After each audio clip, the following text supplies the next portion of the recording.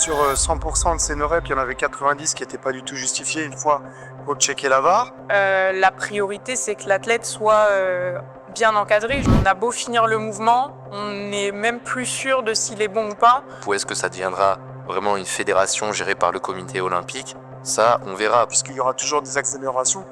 Mais le temps de compétition, 12 heures, c'est beaucoup trop. C'est beaucoup trop pour tout le monde. Pour moi, je pense que Finarep 2023, c'était là. Je pense que c'était la meilleure année de Finarep pour l'événement en tout cas. Pourquoi est-ce qu'on ne ramènerait pas directement Finarep en France finalement? Bonjour tout le monde, bienvenue sur la chaîne de streetlifting.fr. On se retrouve 3 semaines après les championnats du monde qui se sont déroulés à Final Rep en Allemagne. Et aujourd'hui, je suis accompagné d'une multitude de personnes pour un concept assez spécial, on va dire. Le but, c'est de donner un peu le feedback et le ressenti de tout le monde sur la compétition. C'est pour ça qu'aujourd'hui, on a réuni des athlètes, mais pas seulement, des personnes qui étaient là en tant que manager slash coach, en tant que spectateur et aussi en tant que partenaire. Donc, je vais laisser les invités se présenter. On va peut-être commencer par Julie. Ok, pas de souci. Du coup, moi, c'est Julie. Je suis kinésithérapeute, coach et pratiquante de streetlifting. Donc, j'ai participé à cette dernière édition au World 2025 où j'ai fait une troisième place et c'était la deuxième participation pour moi des championnats du monde. Super. On enchaîne sur Nas. Moi, Nassim, 23 ans. Je suis athlète et je suis juste venu regarder la compétition, donner de la force aux Français, voilà. L'homme qui est partout. L'homme qui sait tout, surtout. L'homme qui sait tout. C'est tout sur le set oublieux. Samy. Ouais, bah moi, pour me présenter très rapidement, Samy, représentant de la marque Tatakai. Donc moi, j'ai participé à Finarep en tant que sponsor pour le coup. Donc on est venu sur place, on a sponsorisé l'événement, on a aussi affrélé, et Yatet avec nous. Et ouais, c'était plutôt cool en vrai. Toujours une bonne expérience de se déplacer. Jojo. Du coup, Johan, Jojo, souvent en compétition. Moins de 73, coach et athlète en streetlifting. Et du coup, c'était ma première participation au monde. Et cette année, j'étais sous les couleurs du nouveau projet de Aubin, donc French Forge. Et enfin, Max. Moi, c'est Maxime. Donc, moi, je suis à la gestion de l'équipe de SWAT Team. Et donc, voilà, je développe le sport depuis une dizaine d'années maintenant. Et ça va faire, depuis 2022 qu'on se déplace à Finarep. Magnifique. Déjà, merci à tout le monde d'avoir répondu positif à l'invitation. Et je vais vous poser la première question. Donc, on sait que les Worlds, ça s'est déroulé en Allemagne. Ça s'est toujours déroulé en Allemagne. Cette année, c'était à Halle, à côté de Leipzig. Donc, c'était une nouvelle salle pour tout le monde. Donc, comment vous avez trouvé cette salle? Comment vous avez vécu votre arrivée sur place? Et comment vous avez trouvé cette énergie lors des premiers instants quand vous êtes arrivé dans le gymnase à Halle? Bah, en vrai de vrai, si je peux commencer du coup. Moi, je trouve que le gymnase, en vrai, 1er degré, il était plutôt quali. C'est-à-dire qu'il y avait un bel aménagement, il y avait des bonnes lumières, je pense. Il était pas trop grand non plus. C'est-à-dire que pour remplir la salle, c'était assez facile. Heu, mais bon, l'emplacement, en fait, l'emplacement même du gymnase, en Allemagne, assez loin de Paris, au final, je crois que c'était à plus de 10 heures de voiture ou en camion. C'était un peu le point négatif, je dirais, de l'emplacement, mais sinon, à part ça, non, rien à dire par rapport au gymnase. Est-ce que quelqu'un veut rebondir là-dessus? Non, pas comme Samy, la vérité.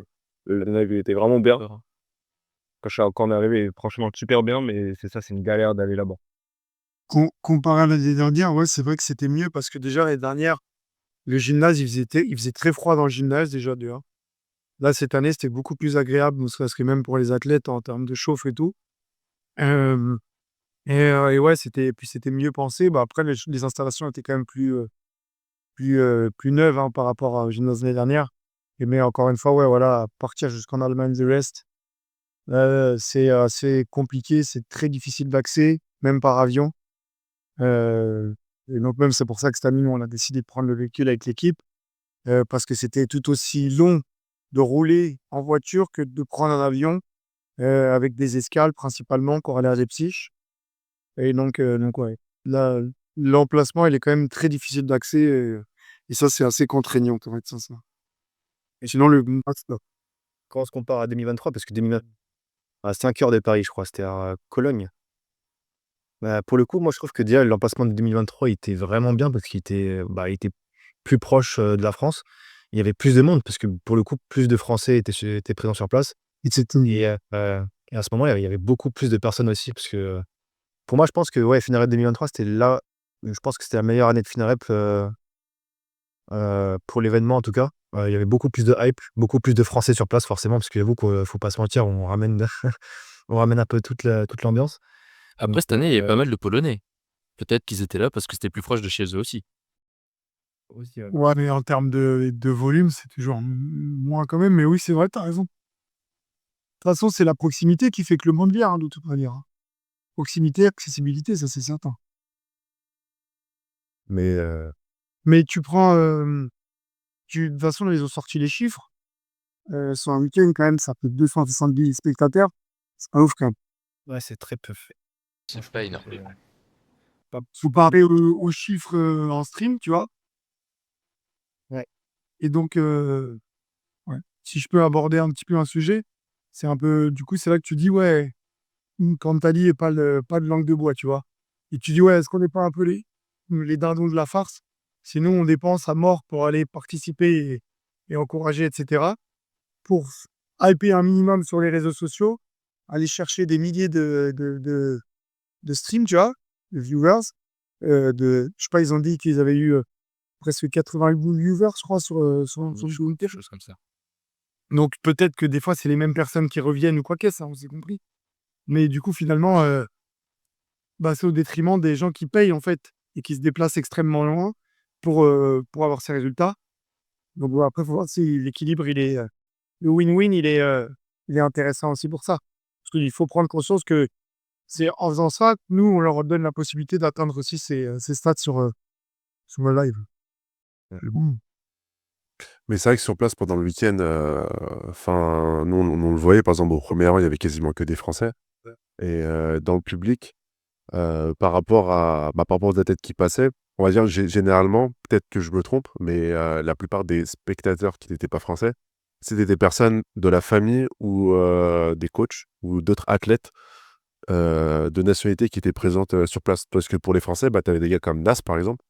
Il y avait Maurice, par exemple, Daz, et j'en oublie sûrement. C'était juste là pour le week-end, pour la hype, entre guillemets, et pour encourager les gars. Ouais, c'est la communauté qui est forte, en fait, tu vois. C'est limite à se dire, est-ce que l'année prochaine, on loue pas un bus avec 2 chauffeurs pro et on se débarque avec un car, en fait, tu vois. Carrément. Ah, Carrément. Je pense que ce serait limite plus intéressant faire une délégation française avec spectateurs compris. Exactement. ou pourquoi est-ce qu'on ne ramènerait pas directement Finarep en France, finalement? Et aussi, Bah, Oui, aussi. Je pense que, pour le coup, non, là, pourquoi est-ce que je dis ça? Parce que j'en ai parlé justement avec Tim avant qu'on quitte, l'Allemagne, enfin, l'événement. C'est que, voilà, j'essaie de lui mettre le mot sur, il faut au moins, j'ai envie de dire au moins tester une année avec, un Final Rep en France. Parce que je pense que là, pour le coup, en termes de spectateurs, on saurait facilement remplir 500 personnes, en tout cas, moi enfin, c'est ce que je pense.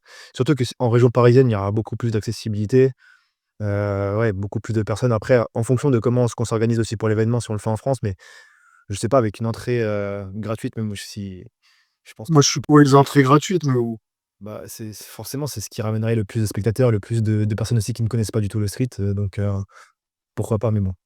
En fait, là où, Ouais. par contre, on pourrait être pénalisé, c'est le coût pour les autres nationalités. Parce que Paris, c'est pas une ville qui est très abordable. en fait, tout est relatif, puisque si moi, je parle pour moi, qui en plus, nous sommes originaires du coin, nous, on est originaire de l'aéroport Charles de Gaulle. Donc, on a les contacts nécessaires pour avoir les gymnases. Et c'est des coins où il y a énormément aussi d'hôtels et de locations. Donc, c'est pas extrêmement cher. Et en termes d'accessibilité, c'est plus, quoi, tu vois. Donc, ouais, sur Paris même, c'est compliqué. Mais si on dit Paris banlieue, c'est-à-dire tout ce qui est Tremblay-Villepinte, je pense que c'est très accessible, tu vois. Tremblay-Villepinte au hasard, hein. Comment ça? Non, mais Au en fait, hasard. je dis Au Tremblay-Villepinte hasard, ouais. parce que l'aéroport, c'est dans Tremblay, c'est pour ça que je dis Je ça. t'embête. Et donc, L'aéroport CDG, bah, c'est un gros aéroport et c'est très accessible, de par tous les pays et aussi par TGV, tu vois? C'est vrai. Ah, parce que Halle, en Allemagne, c'était compliqué, l'accessibilité. Nous, par exemple, on avait pris l'avion et on a eu notre vol qui a été annulé de Leipzig à Halle. On a fini en Ah, nous, et laisse tomber, c'était une galère. nous, l'année dernière, ça fait pareil. Aubin, il avait dû rester sur place à Francfort.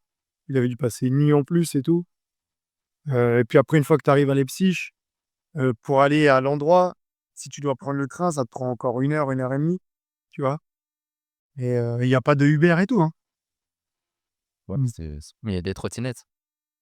Il y a des trottinettes, c'est vrai. Ouais, sinon, vous avez abordé un point qui est intéressant, c'est, la salle, le gymnase. C'est vrai que par rapport à l'année dernière, des retours au global, c'est vrai que c'était, un meilleur gymnase qui était certes plus petit, mais, qui était peut-être un peu plus, on va dire, sizé, taillé pour l'événement. On a vu qu'il y avait des gradins qui étaient pas toujours remplis, mais qui étaient remplis à certains moments. Ça c'était assez cool. On a vu qu'il y avait une belle salle de chauffe pour les athlètes, avec, 3 stations, si je me trompe pas, qui étaient identiques à celle de la Du plateforme. plateau. Donc ça, qu'est-ce que vous avez, pensé, vous les athlètes et même toi, Nas, au niveau, de l'accueil pour le public? Qu'est-ce que vous en avez pensé? Bah, la somme, moi, je l'ai trouvée, bien, mieux agencée qu'aux Europes. Aussi, j'ai trouvé, parce qu'effectivement, plus petit, mais du coup, plus précis. La salle de chauffe, pareil, elle était mieux organisée, j'ai trouvé. On avait vraiment, l'espace cloisonné, puis ils ont fait attention que ce soit, quand même, vraiment réservé aux athlètes. Donc ça, c'était cool aussi, pour être tranquille pendant la salle de chauffe. On avait possibilité de regarder ce qui se passait, sur le plateau avec un écran. Ça aussi, c'était vachement cool. Non, sur l'organisation de la salle en elle-même, moi, je l'ai trouvée vraiment bien gérée, quoi. Mmh. Toi, Nas, sur, la partie publique, tu as trouvé ça comment? Ouais, bah, bon, il y avait plus compliqué, il y avait plusieurs écrans. L'écran où il y a la liste, de final rep, sur les mouvements, les kilos et cetera, le total, truc. Un écran un peu plus loin, il y avait les passages en temps réel, le plateau qui était bien, le plateau qui était devant, franchement, c'était super bien. En tant que spectateur, qui était vraiment bien. Tu comprenais tout. Juste le speaker qui était un peu pas trop là, mais sinon, tu comprenais un peu tout. Ouais. Et Max, en tant que manager/coach, quand c'était facile, tu vois, la logistique pour, Ouais, gérer tes athlètes? c'est cool, même le système là, du couloir là, pour faire passer les athlètes pour rentrer dans la zone, de passage et tout. Franchement, c'est des petits détails, mais ça apporte, ouais, de la professionnalisation, ça fait plaisir. La zone vraiment séparée pour les athlètes, qui était vraiment très spacieuse pour vraiment laisser de l'espace aux athlètes, pas être les uns sur les autres et tout pour apporter du stress, c'était vraiment bien. L'écran derrière, le grand écran, c'était ouf ça aussi, faut pas se mentir. Et puis après, je pense qu'ils auraient pu peut-être, essayer de rapprocher un peu plus la scène des gradins pour créer un peu plus de proximité et sinon c'est parfait. Appuyer les propos de Matt, en tant qu'athlète, effectivement, c'est quand même vachement agréable d'avoir une zone, «d'attente» entre guillemets, vraiment séparée de la zone de chauffe et où on se marche pas dessus effectivement. Parce que forcément entre les essais, on va pas repasser sur les agrès, enfin, je sais qu'il y en a qui aiment bien le faire, mais globalement, on repasse pas trop sur les structures. Mais le fait d'avoir une zone où vraiment on peut se déplacer, on peut marcher, on peut être dans sa bulle, mais être quand même, dans la zone d'attente, c'est quand même super agréable plutôt que d'avoir, si je dois comparer par exemple à la FNSL, souvent c'était à La Courneuve avec le tout petit couloir où on est tous là collés au mur, collés au rideau à faire: «Alors tu qui passe avant? Attends, laisse-moi passer, décale-toi s'il te plaît». Non, là franchement au moins il y avait de l'espace et tout, c'était vachement cool. Et Samy, en tant que enfin, tu avais un stand, du coup, tu Takai, d'ailleurs avec un très joli, ballon. On avait vu que sur ça, c'était magnifique. Tu as trouvé ça comment? Indirigeable. Ouais, peut-être, je pense que non, au niveau emplacement, du stand, en tout cas, nous, on était plutôt bien placés, on est venu la veille, on savait pas qu'on allait avoir, cet emplacement-là, pour être honnête. Donc ouais, tout s'est fait, on a placé notre stand du coup, on a dit ouais, du coup, vous avez dû le voir, avec, surtout, je pense, la POV Dips, il y avait un sacré ballon qui était affiché, enfin, qu'on avait ramené. C'était un dirigeable qu'on a gonflé et tout. Bon, ça a pris du temps pour le gonfler, je crois qu'on avait pas beaucoup de temps, ça nous a pris 2 heures, hein, juste pour le gonfler, donc c'était pas mais sinon, en vrai de vrai, non, niveau remplacement, je pense que rien à dire. En général, ce qui est enfin, moi, en tant que sponsor, ce que j'aime bien, c'est qu'on soit vraiment en face, enfin, qu'on voit le plateau, depuis notre stand et là, pour le coup, c'était plutôt cool parce qu'on voyait tout. Bon, après, forcément, quand il y avait les passages de nos athlètes et pour mettre un peu de hype, on se déplaçait, dans les gradins et tout, mais en vrai, non, c'était très correct. Je trouve que c'était très correct, ouais. Et je sais pas qui en parlait, mais en 2023, c'est vrai qu'il y avait beaucoup de hype. C'était l'édition la plus hypante de Final Rep. Il y avait beaucoup d'athlètes qui ont très bien performé. Il y avait beaucoup d'athlètes aussi qui avaient de l'influence. Je pense à Baki, par exemple. Je pense à Ludo, qui était présent sur place. Là, cette année, qu'est-ce que vous avez perçu déjà du niveau général? Peut-être on reviendra après sur l'arbitrage qui était peut-être un peu sévère et qui a pas, qui était pas, on va dire, qui donnait pas l'accès, on va dire, à faire des perfs, de fou. Et au-delà de ça, des athlètes présents, de la hype que ça a mis, en général, qu'est-ce que vous en avez pensé? À titre perso, j'ai bien aimé le fait que, bah, il y ait des têtes qu'on connaissait pas du tout. Enfin, notamment chez les femmes, à titre personnel, j'ai été vachement surpris, notamment par les Britanniques que je ne connaissais pas. Du coup, même chez les hommes, le fait qu'il y ait, des absents, ici et là, ça a permis, à des nouveaux concurrents, par exemple, Perret qui a laissé, sa couronne à son élève, en 87, ouais, non, franchement, moi, j'ai trouvé ça sympathique. Je tiens à appuyer sur ce point parce que c'était quelque chose qui était sorti, du côté de chez Live Trainer, je crois, comme quoi il y avait pas beaucoup de turnover à haut niveau. En fait, quand bien même il y en aurait pas, c'est la responsabilité des athlètes de venir chercher ces grosses têtes, sur le long jeu. Non, franchement, je trouve que c'était sympa. Beaucoup de noms que je ne connaissais pas, en tout cas, qui m'ont surpris et qui avaient des perfs assez ouf, vu le nombre de world records qui sont tombés, malgré, bah, comme tu disais, l'arbitrage qui était un peu sévère, mais je suppose qu'on revient dessus juste après. Ouais, on va revenir dessus. Il y avait Matuzat aussi, par exemple. C'était la première fois qu'on le voyait non, il avait fait ses qualifiers en Allemagne, mais c'était la première fois qu'on le voyait à l'international. C'était, Moi, c'était j'étais un assez peu récent déçu. un peu pour vous? Moi, j'étais un peu déçu sur la hype. Je pensais qu'il allait être quand même un peu plus hypé. Et en plus, il a un peu contre-perf, tu vois. Ouais. Même si c'était ouf, mais même lui, quand tu l'as interviewé, il était pas content du tout de ses résultats. Mais je sais pas, est-ce que c'était par la fatigue accumulée sur le week-end qui a fait qu'on n'a pas été concentré sur ça, tu vois?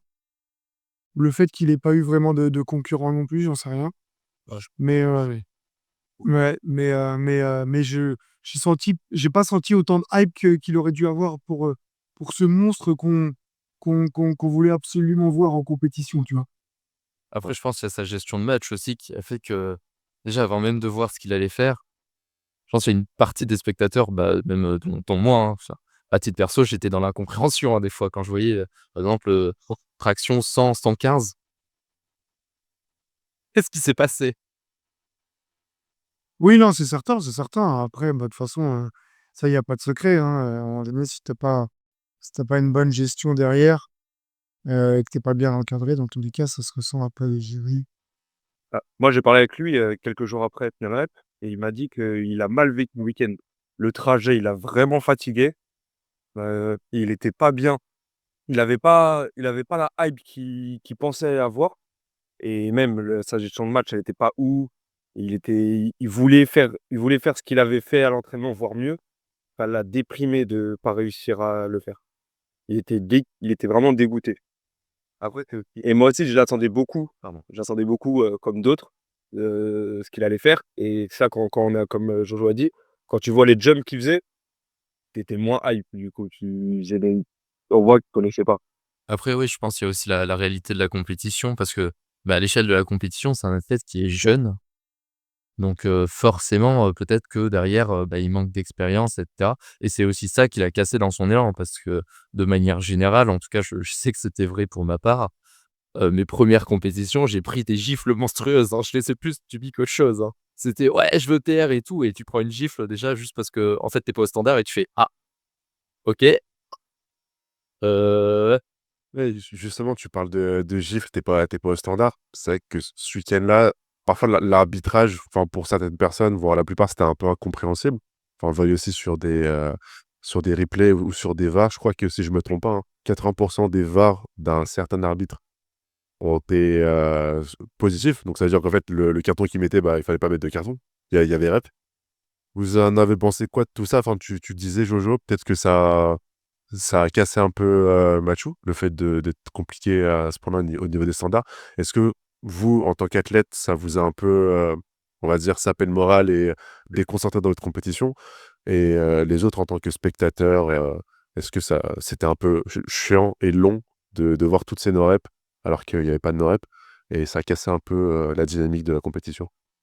Ah oui, clairement, ça a cassé la dynamique de la compétition pour tout le monde. Déjà, pour les athlètes, parce que, en termes de gestion de match, on le gère plus du tout pareil lorsqu'on n'est plus du tout sûr de ses standards, alors qu'on est censé être, à un niveau où globalement tout le monde est solide techniquement. 2e truc, c'est lorsqu'on est tout le temps dans l'attente, niveau hype et même, du coup pour les spectateurs, on ne célèbre plus globalement. Parce qu'en fait, juste on est là comme des plots à attendre sur notre box. Est-ce qu'il y a pas un rouge qui est sorti? OK, non c'est bon, j'ai pas eu rouge, je repars. Enfin, je sais que ça a pas été le cas pour tout le monde, mais on a beaucoup senti les athlètes en retrait vis-à-vis, voilà, de la hype, de gars qui s'énervent et cetera. Le Aubin qui hurle, qui fait un grand 3 et cetera. Il y a pensé au dernier moment, mais il était déjà en train de sortir du plateau alors que normalement, Pierre Aubin, c'est en compétition, même si globalement, on sait que c'est quelqu'un de calme, il aime bien s'énerver un bon coup et là, rien, en fait, on attendait. C'était le résultat à chaque fois, on attendait et effectivement, on regardait tout le temps du même côté. Toi, Julie, c'est un peu le même ressenti en tant qu'athlète? Ouais, bah, je suis d'accord avec toi, en fait, on a beau finir le mouvement, on n'est même plus sûr de s'il est bon ou pas, chose qui n'arrive, jamais en vrai normalement quand on s'entraîne, au standard. Donc c'est vrai que ça, on avait toujours ce stress même fin de la répétition de se dire, «Est-ce que ça passe? Est-ce que ça passe pas?» Donc c'est vrai qu'on appréhende la compétition plus de la même façon.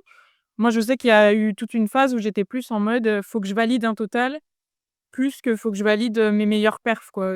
C'était un peu, vu le nombre de disqualifications qu'on a vu sur la compétition, il y avait une grosse appréhension de se dire: «Bah, si je sais pas, il peut pas me voir, à tout moment, je valide même pas de total alors que, j'ai fait énormément de sacrifices pour juste être là et c'est pas envisageable, en fait».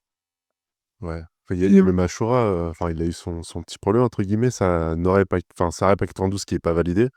On sait pas trop pourquoi, mais bon, c'est pas validé et la personne qui l'accompagnait ce jour-là, qui avait pas compris du coup et qui a directement passé à 100, il passe pas à la 100 en 2e barre et 3e barre, bah, il a pas le choix et bon là, c'était, on va dire cool parce qu'au niveau du public, bah, il y a eu pas mal de hype, on a fait un peu, le délire de on se met dos à lui en mode, «Je te fais confiance, c'est à toi de passer à la barre». Du coup, ça met un peu d'énergie dans le public, mais c'est vrai qu'il y a beaucoup de l'athlète qui se sont retrouvés dos au mur et c'était très compliqué pour eux et même toi, Yoann, si je me trompe pas, au dips, tu t'es blessé du coup, sur la 2e rep? Alors oui, du coup, ça c'est particulier, mais effectivement, au dips, dès les premiers essais, on se rend compte que l'arbitre, il demande, une amplitude qui est largement supérieure à ce qui est, décrit dans le rulebook. Donc bon, à partir de là, j'ai Aubin qui me dit: «Énerve-toi», sauf que le seul truc que j'ai retenu, c'est: «Appuie bien ta rep», il a mis des rouges partout. Donc déjà, en termes d'énervement, on n'y est pas et oui, effectivement, 2e essai, bon, pas de chance, j'avais une petite douleur qui traînait depuis, 1-2 semaines, ça m'a pas loupé, donc déchirure du pec, pendant le 2e essai, qui me vaut une redescente et qui invalide ma répétition et heu et là, honnêtement, du coup, je tiens à appuyer sur le rôle du coach et l'importance d'avoir une équipe autour de soi. Si j'ai pas Aubin derrière, je n'y retourne pas. Mentalement, c'est compliqué à partir de là. C'est Sur donc la 3e barre ou même sur les squats, tu y retournes pas aussi? je serais pas retourné sur la 3e barre, je pense, sans Aubin. Ça a été un peu un jonglage entre, il m'encourage et je lui, cache certains trucs pour qu'on y retourne entre guillemets «à 2» parce qu'il m'a demandé: «Est-ce que tu as entendu un truc?» Je lui ai dit: «Non», alors que clairement, en fait, j'avais entendu, le même bruit que quand on casse des os de poulet et en fait, je savais que j'étais blessé, je savais que c'était pas juste une douleur passagère. Donc là, c'était, merci à l'accompagnement du coach, de m'avoir relancé dessus. Mais effectivement, je pense que le fait d'insister sur une amplitude à des efforts max, sachant qu'il y a le cut, et cetera. Enfin, c'est une accumulation de choses. Ça favoriserait, quand même, des blessures, chez les athlètes. Ça, c'est, j'en avais parlé effectivement sur les réseaux parce que je trouve que c'est ultra important. C'est que quand on arrive sur une compétition, la priorité, c'est que l'athlète soit, bien encadré. Je veux dire, sur le squat, par exemple, moi, j'ai pas d'appréhension de si je la loupe, je sais que les spotters, ils vont me sécuriser et j'ai aucune chance de me blesser. Là, sur les dips, on voit l'exemple de, Yohan, mais il y en a eu, également d'autres qui ont eu, des blessures et qui ça fait mal. Voilà, donc je trouve ça quand même, assez grave et important de mettre en lumière parce que si on est même plus confiant de repartir en bonne santé, c'est encore plus problématique, de faire des performances sur place. Sachant qu'encore une fois, le problème, ce n'est pas, le fait de descendre beaucoup ou pas beaucoup. En fait, c'est l'inadéquation entre le règlement et l'application sur place. Si le règlement, il disait qu'il faut qu'on aille, je sais pas, toucher la station avec l'épaule, on s'entraînerait en fonction et donc on aurait moins de risques de blessures. Donc c'est pas, le fait de descendre ou pas descendre, le problème, c'est juste l'inadéquation entre le règlement et ce qui est appliqué sur place. Ouais. Mais ce qui est quand même un peu bizarre, c'est que c'est un arbitre qui est là depuis le début en plus. Il est là depuis 2022 Berlin et donc il sait très bien comment ça fonctionne. Lui-même, il est coach, lui-même, il fait des compétitions. C'est pas quelqu'un qui vient de nulle part. On pourrait pointer du doigt peut-être l'arbitre belge qui, lui, vient de débarquer et bon, tu vois, on le voyait même dans l'hésitation, des fois, il cherchait un peu le regard des autres arbitres pour savoir peut-être comment ça commence. Bon, là, tu peux te dire, bon, on peut être dans la pas cautionner, mais être dans la compréhension. Pas cautionner, mais être dans la compréhension. Alors que lui, il est là depuis 2022, donc depuis la création de la compétition. Donc il sait très bien comment le sport, ça fonctionne et donc je sais pas où il a quand je dis problème de vue, c'est pas une pique ou quoi qu'est-ce, parce qu'après quand on regardait sur les vidéos, on peut voir notamment la dips de Julie, c'est profond quand même, tu vois? Et c'est pas validé, donc à un moment donné, Après, Théo, il avait soulevé un point intéressant, c'était le positionnement des arbitres. En fait, sur certains, lifts, bah, notamment au squat, alors effectivement, pour juger de l'adepte, c'est mieux d'être de profil. Maintenant, la réalité de la compétition, c'est que sur du squat lourd, on se retrouve avec 5 spotters. Il m'excuserait, lorsqu'on est à côté de la personne, sachant que les juges étaient proches en plus, genre trop proches, déjà pour moi, pour juger l'adepte de façon régulière sans spotter. Alors avec 5 spotters, ils devraient faire comme en force, se décaler légèrement devant, quitte à ce que le jugement, lorsque c'est des comment? Des répétitions un peu limite, soient un poil plus complexes, mais voir la hanche quoi, plutôt que de deviner à chaque fois. Voilà, là-dessus, en tout cas, sur le squat spécifiquement, parce que du coup, sur les dips, le problème ne se présente pas. Sur le squat spécifiquement, leur positionnement semblait étrange ou pas forcément adéquat. Mmh. Et il y a peut-être aussi un autre point à aborder en tant que enfin, je pense que c'est plus pour, les spectateurs. Fana, comment ça fonctionne l'arbitrage? C'est des cartons, mais c'est pas blanc ou rouge, c'est des cartons de couleur qui te disent, pourquoi tu es no rep et vous les athlètes, vous avez un tableau, j'ai vu en salle de chauffe pour spectateurs aussi, il y avait, hein, sur les gradins, il y avait, hein. sur les gradins, mais peut-être que c'était un peu moins clair parce que si on veut que le sport, il se développe, le but, c'est aussi d'attirer des gens qui connaissent pas forcément le street. Et peut-être que ça serait intéressant comme au basket où on est, ou en foot américain par exemple, quand il y a une faute que, l'arbitre il l'explique et dise clairement: «Je te mets un carton bleu» et je te dis: «Pourquoi je te mets un carton bleu?» parce que parfois le carton bleu, suivant les mouvements, il va correspondre à plusieurs choses. Et je pense même au niveau de la VAR derrière, quand tu vas demander la VAR en tant qu'athlète, enfin, tu vois un carton bleu, tu sais pas pourquoi tu es no rep et tu vas demander tu vas demander la VAR ou pas, enfin, tu vas demander des renseignements et la compétition du coup, est retardée et toi derrière en tant que public, je sais pas comment vous l'avez vécu vous, mais dans le public, parfois tu es un peu dans l'incompréhension, tu sais pas trop, qu'est-ce qui s'est passé et tu es dans le flou et derrière la compétition continue et tu as pas des réponses à tes questions. Si je peux rebondir là-dessus, en tant qu'athlète, pour le coup, nous, on n'a pas demandé la VAR sur mon dips parce que c'était pas stratégique à ce moment-là, mais on a quand même eu quelqu'un qui est venu, nous dire pourquoi directement. Alors, peut-être que c'est pas expliqué du coup aux spectateurs, mais en tout cas, en tant qu'athlète, j'ai eu quelqu'un qui m'a dit: «Là, c'est l'épaule, qui est pas bonne», pour le coup. Bah, moi perso, j'ai 2 points à dire en tant que spectateur. Là, pour rebondir à ce que tu avais dit sur Achoura, c'est dommage que, il ait eu une rep sur la troisième parce qu'on n'a pas pu savourer avec lui correctement, sa rep. Il est parti, il et 2e truc aussi, c'est la VAR, ça met en pause la compétition. Ça, c'est Oui, ça, c'est pas clairement. d'accord. Ça met en pause la compétition, tu prends un retard monstre et en plus de ça, la plupart des VAR demandés ont été validés, comme tu as dit. Et du coup, pour finir, le troisième point là, c'est vrai qu'il y avait les petits cartons, mais si t'es pas intéressé au sport, tu vas pas prendre le carton pour le lire. Donc, faut que ça soit vraiment explicite pour les gens qui veulent découvrir la discipline. Par exemple, je sais que Merig, il s'est associé à Live Control, une entité où sur l'écran, pour les spectateurs, il y a la raison du no-rep.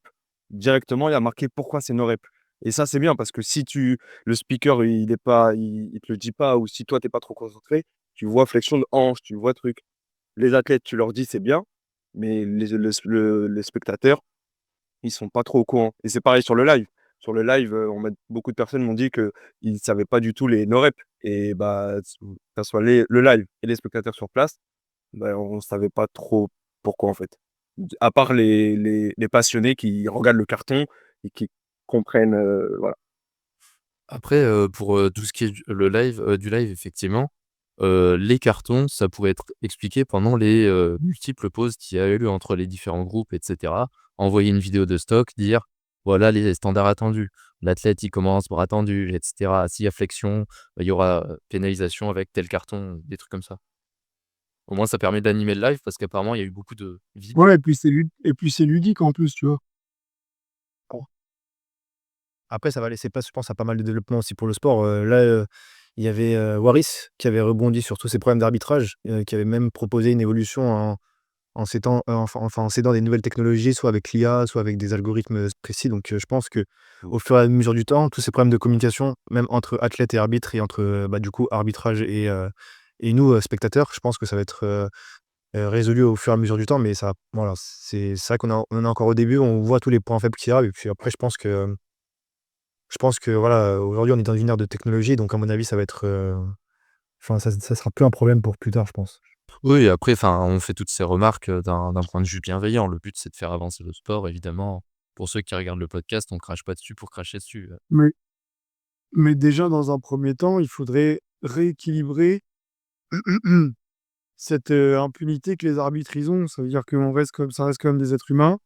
Je dis pas que leurs intentions sont malveillantes, mais du coup, ils peuvent faire des erreurs. Mais là, on est quand même dans une situation où, bah, en fait, je t'ai mis une rep et puis tu pas ton mot à dire. Parce que de toute manière, si tu utilises ton VAR, il saute et après en termes de stratégie, comme l'a dit Julie, tu as des moments où tu dis: «Bah, là, je peux même pas demander la VAR puisque stratégiquement, c'est même pas intéressant». Tu vois?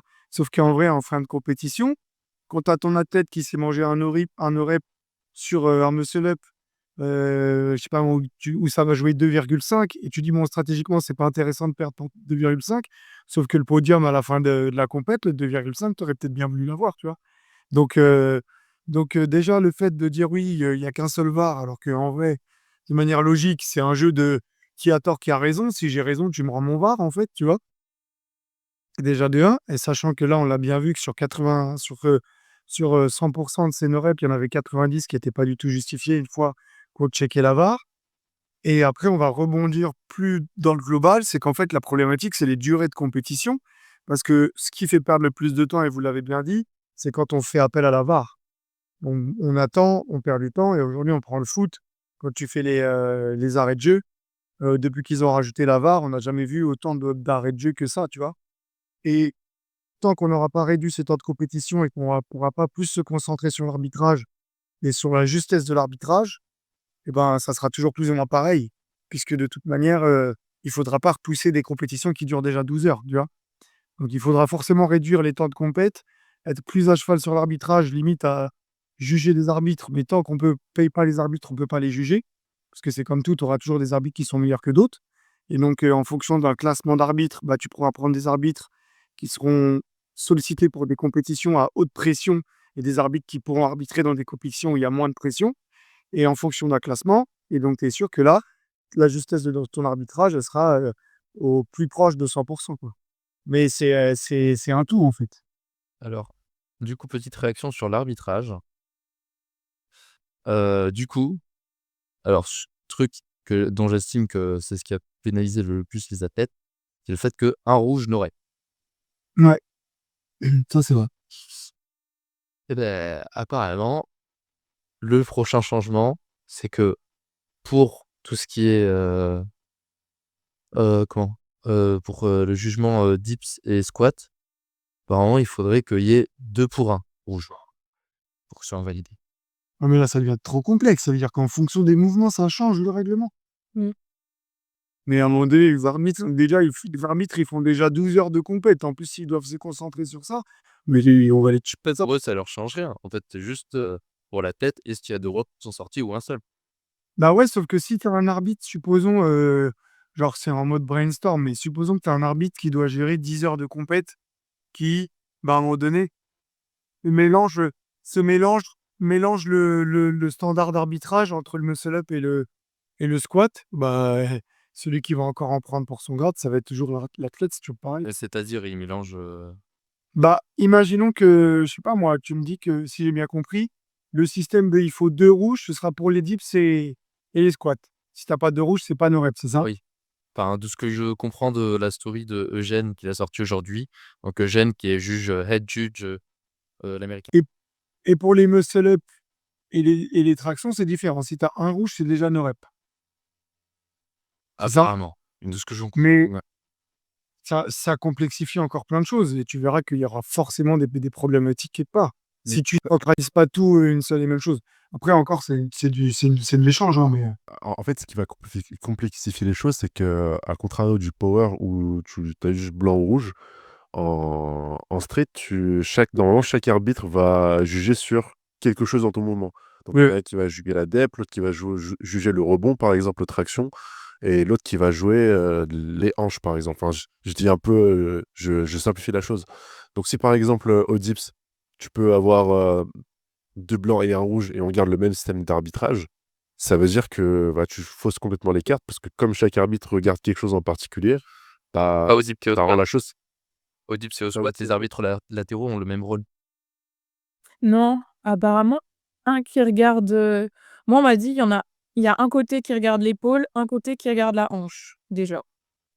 Moi, Après, j'ai de toute jugé. façon, ils jouaient pas tous le jeu puisque, par exemple, Downward Motion, c'est que le central. Le bleu, je l'ai eu à droite, hein.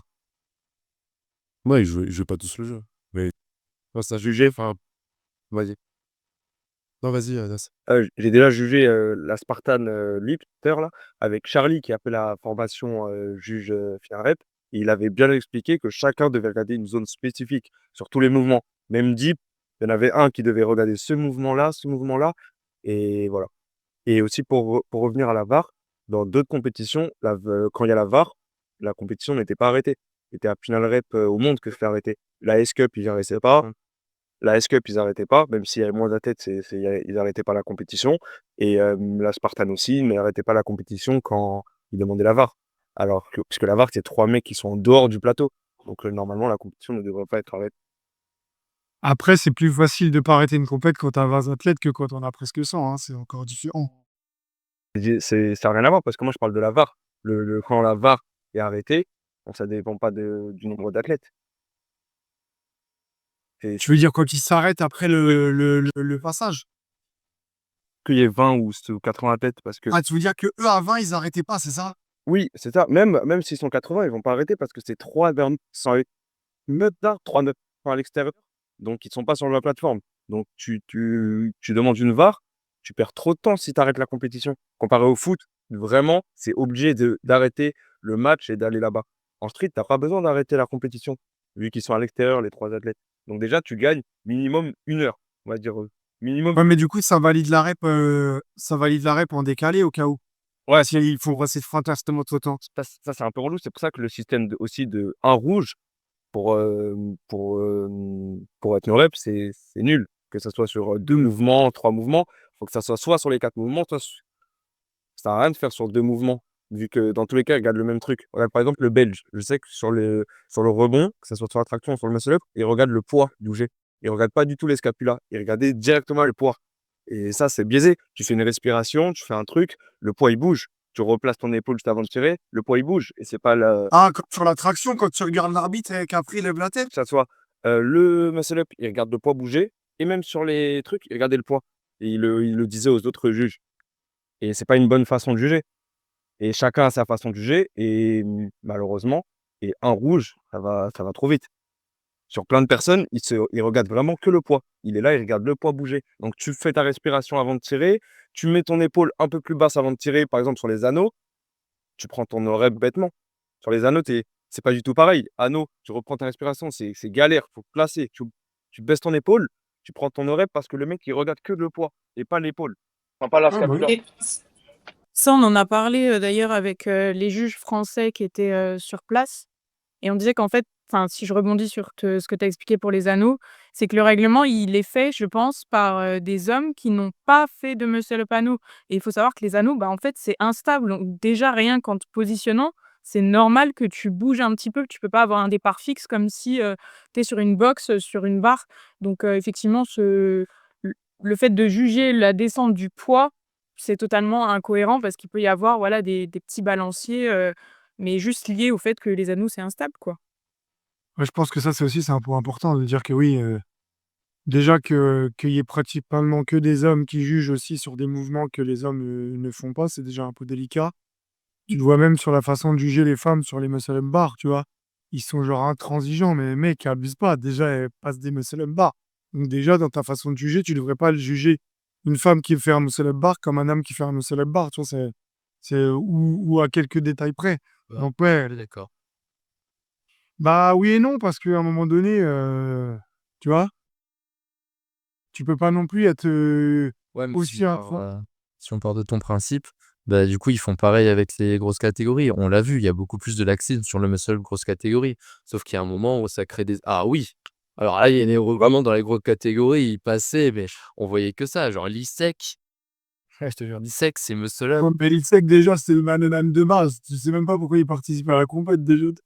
Non, mais voilà, mais je veux dire, du coup, si à chaque fois on part de ce principe, si on dit: «Oui, mais par exemple» et c'est d'ailleurs quelque chose qui fait débat aussi en haltéro, en disant, par exemple, tout ce qui est, verrouillage du coude, sur les grosses catégories, ils sont beaucoup moins, intransigeants. Sauf que si à chaque fois on adapte parce que, ça veut dire qu'on garde des niveaux d'exigence très hauts pour Ouais, mais là, on parle pas de là, on parle d'un muscle bar femme, tu vois, on parle pas le de. principe est exactement le même. Après, là où c'est différent pour les grosses catégories, je trouve, c'est que d'un point de vue morphologique, c'est déjà différent. Donc en fait, il faut comprendre ce qu'avec un gabarit comme ça, tu es capable de faire. Si je prends l'exemple des grosses catés, alors j'ai pas forcément regardé pour le rebond, mais c'est normal aussi d'avoir légèrement plus de flexion de hanche parce que quand tu as un gros bas du corps, bah, tu peux pas garder le même alignement que si tu Ah as oui, bah, là, du je calme parle comme ça, surtout du tu vois? rebond. Je veux dire, pour le coup, le rebond, je suis désolé, ça n'a rien à voir. Non, mais ça, je suis d'accord, mais je veux dire, Rebond, flexion de genou aussi, on en a vu beaucoup plus que sur les petites catés et ça et à côté, on a un Ashura, personne comprend pourquoi il avait pas eu son 3e muscle up. Mais c'est Pour une le Ouais, mais là, petite dans caté, ces donc cas-là, on a le droit d'être exigeant. moi, quand j'aborde le sujet de la femme, c'est pas par rapport au rebond ou quoi qu'est-ce. C'est que ne serait-ce que déjà juste sur le passage de barre, bah, il y a déjà une poitrine comparé à un homme qui a pas de poitrine, tu vois. Donc forcément, quand tu passes ta barre sur ton muscle bar en tant que femme, il pourra jamais être la même manière qu'un homme, tu vois. mmh. Oui. Enfin, je sais pas, c'est des discussions encore. Moi, je maîtrise peut-être pas encore on maîtrise peut-être pas encore assez le sujet, mais je pense qu'il faut déjà maîtriser le mouvement en tant que juge quand même un minimum pour comprendre les mécaniques plutôt que de mettre un oreille parce que, bah, tu vois, on prend l'exemple de Aubin, il a fallu qu'il garde la tête en haut et qu'on lui crie top pour qu'il puisse monter à sa barre parce que sinon on lui dit qu'il bouge ses épaules et le poids, tu vois. Oui, après pour les anneaux, je suis d'accord. Pour les anneaux, je suis d'accord, mais si le mouvement est le même, pour moi, c'est le même critère. Parce que Lilia s'est mangé un oreille en Belgique parce qu'elle a juste regardé l'arbitre, elle a levé la tête et elle est montée, hein. Ouais, bah, c'est ça, Bah, parce c'est qu'après, du coup, il y a le bassin qui se Parce relâche, que le poids, ouais, le poids ouais, c'est ça. redescend, alors que C'est les le scapes, même, elles ont pas c'est le bougé, même quoi. arbitre qui regarde le poids. Il regarde le poids au lieu Mmh. de regarder Bah, les la scapes. scape, quoi. Ouais, c'est ça. Sachant que c'est quand Ouais, même la ouais, bah, définition de leur mouvement. ah, bah oui, que ce Sachant soit qu'il y a l'épaule. en fait, il y a plein de raisons pour lesquelles ton poids peut descendre parce que c'est pas que le mouvement scapulaire, ça peut être le relâchement du bassin, enfin, il y a La plein de choses. respiration, des trucs comme La respiration. Après, ils ont annoncé qu'ils allaient. Enfin, je sais pas si vous avez vu, il y a la vidéo de Jan Knots, le néerlandais, qui a fait un peu un coup de gueule, entre guillemets, pour dire que ce qui s'était passé, c'était bon. C'est pas son sujet là par contre. Pourquoi? Mais moi j'ai pas compris ce qui s'est passé en fait. Sa vidéo à lui? Bah en fait il parle du squat, non? Non, en gros, pour les résumer l'arbitrage ça, de manière tout générale. simplement, c'est ça. Il disait que l'erreur est humaine, mais pendant le week-end, il y a eu beaucoup trop d'erreurs. Et surtout, il a insisté sur le fait que le fait qu'il y a beaucoup de VAR qui, au final, ont démontré qu'il n'y avait pas eu de no-rep et que du coup, il fallait faire quelque chose. Mais du coup, derrière Final Rep, ils ont mis en place un petit questionnaire pour prendre un peu le ressenti des gens, le feedback. Après ça se teste chaque année, hein. Ouais, mais là, c'est que pour l'arbitrage, je crois, qu'ils ont fait ça. Non, non, non, non, non, c'est le questionnaire complet, c'est chaque échéance, comme les open aussi, hein. Ok. Après, à voir comment eux, ils vont réagir derrière. Bah, là, tu viens de le dire, ils ont changé un peu les règles en mettant en place ce système. Bon, c'est à chaud là qu'on a cette info. Les deux cartons, avec 2 cartons blancs, ça passe pour les diffs et les squats. Bah, à voir s'ils vont réagir. Et même, tu parlais, Max, du fait que bah, les arbitres, peut-être les remettre en question, les Ouais, mais juger, entre En guillemets. fait, c'est tant qu'il y aura tant qu'il y aura du bénévolat, tu pourras pas de toute façon. Le mec, déjà, il vient, il donne son temps sur 10 heures, il perd de la concentration parce que c'est un être humain. En plus, on lui rentre dedans. À un moment donné, le mec, il va dire, en plus, tu veux me noter, ça va pas quoi. Ouais. Donc, toi, quand que ça sera du bénévolat, ça va être compliqué de Je les sais pas challenger. s'il y a du bénévolat parce que tu vois, tu prends même des organisations comme l'Aerox, c'est des bénévoles aussi, tu vois. Mais à un moment donné, tu as des gens, quand c'est des gens qui vont devoir gérer de la pression, avoir beaucoup de justesse, bah, ça mérite quand même d'être valorisé, tu vois. Bah oui. Oui, après ça peut être des cachets symboliques, comme en force, bon voilà, ils prennent 100 € pour, faire 3 plateaux. Je crois que c'est largement en dessous du SMIC, mais voilà, c'est histoire de dire, voilà, on Ah oui, tout est file un petit relatif. truc histoire de, Ah oui, tu réduis les formats, tu prends 100 € je sais pas moi, sur une compète de 6 heures, 100 € 6 heures, c'est pas éclaté, hein. C'est correct, quoi, tu vois. Après, même 6 heures pour un arbitrage, je trouve que c'est un peu long. Non, quand je dis 100 €, c'est la limite. Un événement de 6 je parle d'un événement de 6 heures. Mais, je sais pas moi, si tu arrives à réduire des compètes, ouais, ça c'est un autre sujet, mais, Mmh. Bon. Vas-y, Samy. En vrai, moi, je pense qu'il faudrait, alors après, c'est juste une idée comme ça, mais je trouve que soit avoir des arbitres qui sont spécialisés sur des mouvements pour vraiment réduire cet écart d'erreur, ça peut être ça peut être sympa parce que ça pourra permettre plus de turnover aussi entre les arbitres. Parce que, oui, là, on l'a vu, il y a eu beaucoup de fatigue, même un week-end où tu fais 8 heures, 21 heures avec de l'arbitrage, c'est trop. Donc forcément, il y aura beaucoup d'erreurs humaines. Et rien que le fait de soulager un peu cette charge de travail, je pense que ça pourrait permettre, bah, voilà, moins de no-reps, enfin de no-reps, qui sont pas vraiment, justifiés, hein. ah oui, Il y a pardon. Sinon, je disais juste qu'il y avait plein de manières de contrer ces problèmes-là. Après, il faudra les mettre en place. Forcément, il peut y avoir soit, comme l'avait dit Max, des petites enveloppes pour les arbitres ou si on a plus de personnes aussi, plus de bénévoles, à ce moment-là, bah, ça ferait plus de turnover. Donc il y a pas mal il y a pas mal de solutions en fonction de ce qu'on peut avoir. Après, ouais, on peut jamais prévoir sur le moment ou sur la compétition parce que c'est vrai que c'est assez complexe, pardon, d'organiser une compétition, ça on le sait tous. Donc faudrait qu'on puisse avoir peut-être, je sais pas, un référentiel d'arbitre, disponible, je sais pas, 2 ou 3 semaines à l'avance, au moins pour être sûr de qui pourra participer, qui pourra pas. En fait, il y a plein de choses même en termes d'organisation où on peut s'améliorer pour vraiment avoir, pour contrer tous ces problèmes-là, quoi. Clairement avoir plus d'arbitres, ce sera important parce que en fait, leur turnover, c'en était même pas un, puisque du coup, lorsqu'ils se reposaient, ils passaient au jury. Sauf que du coup, on se retrouve avec un jury qui n'est pas proactif, donc qui n'agit pas tant qu'on va pas demander une VAR, alors que le rôle du jury, normalement, c'est de regarder en même temps que les arbitres qui sont sur le plateau et éventuellement d'intervenir spontanément. On n'est pas censé demander systématiquement voilà, la VAR pour dire: «Ah, le jury, il s'arrête, il regarde» et cetera. Normalement, il est censé être alerte, donc on peut pas avoir ce genre de turnover comme ils l'ont fait. oui, totalement. Mais en vrai, il faudrait faire une liste, enfin, je sais pas, il faudrait processiser un peu, les compétitions pour savoir exactement le nombre de, je sais pas, d'arbitres qu'il faudrait par compète pour que ça soit vraiment Ouais, c'est des charges. pareil, le plus idéal, quoi. C'est des cahiers des charges, je veux dire, c'est des cahiers des charges, oui, oui. Voilà, c'est ça, ouais. Ouais. Par exemple, on se dit, ouais, pour avoir cette compétition-là, il faudrait, je sais pas, 20 arbitres. Bon là, et qui va remplir ces arbitres? Même, à l'avance pour préparer tout ce qui serait, je sais pas, snack, enfin, acheter de la graille pour les arbitres ou même, Après, je pense qu'ils doivent avoir. Après, je pense que c'est le b.a-ba de l'organisation d'une compétition, c'est d'avoir un cahier des charges à tous les niveaux, que ce soit en termes de ressources humaines, de matériel ou d'enveloppe monétaire, du budget, tu vois. Je pense que, après, je sais pas comment il fonctionne, hein, mais en tout cas. ouais, voilà, mais une fois que ça sera mis en place, je pense qu'à ce moment-là, déjà, bah, ça va permettre de corriger pas mal de soucis, je trouve. Pour rebondir un peu du coup sur l'arbitrage qui était un petit peu un point négatif pendant ce week-end, il y a aussi d'autres choses qui ont été un peu, on va dire incompréhensibles. Genre par exemple, Julie, ce qui est arrivé dans ta catégorie avec, le dernier squat, de Nadine. Je pense aussi à Captain et son concurrent qui n'est pas au poids, à leur, limite et qui 1 heure plus tard, parce que l'organisation a pris du retard, peut se repeser, finit au poids et prend un podium. Après pour en avoir parlé avec Captain, il était dégoûté au fond de lui, mais au final, c'est pas non plus, enfin, il était pas non plus, il avait pas la rage contre cette personne enfin cet athlète qui a pu se repeser. Mais c'est vrai que du coup, ça fausse un peu, déjà le travail des athlètes qui sont, au poids, le jour J et à l'heure, demandée et ça fausse aussi, les cartes parce que, bah, maintenant, par rapport à 2022, par exemple, la data, elle est tracée. On a, nous, par exemple, sur le site, on essaye de collecter la data. Final Rep font la même chose pour avoir, dans le temps, du coup, bah, les résultats et bah, tu reviens 5 ans plus tard, tu vois, par exemple, des résultats qui n'auraient peut-être pas dû être ces résultats-là.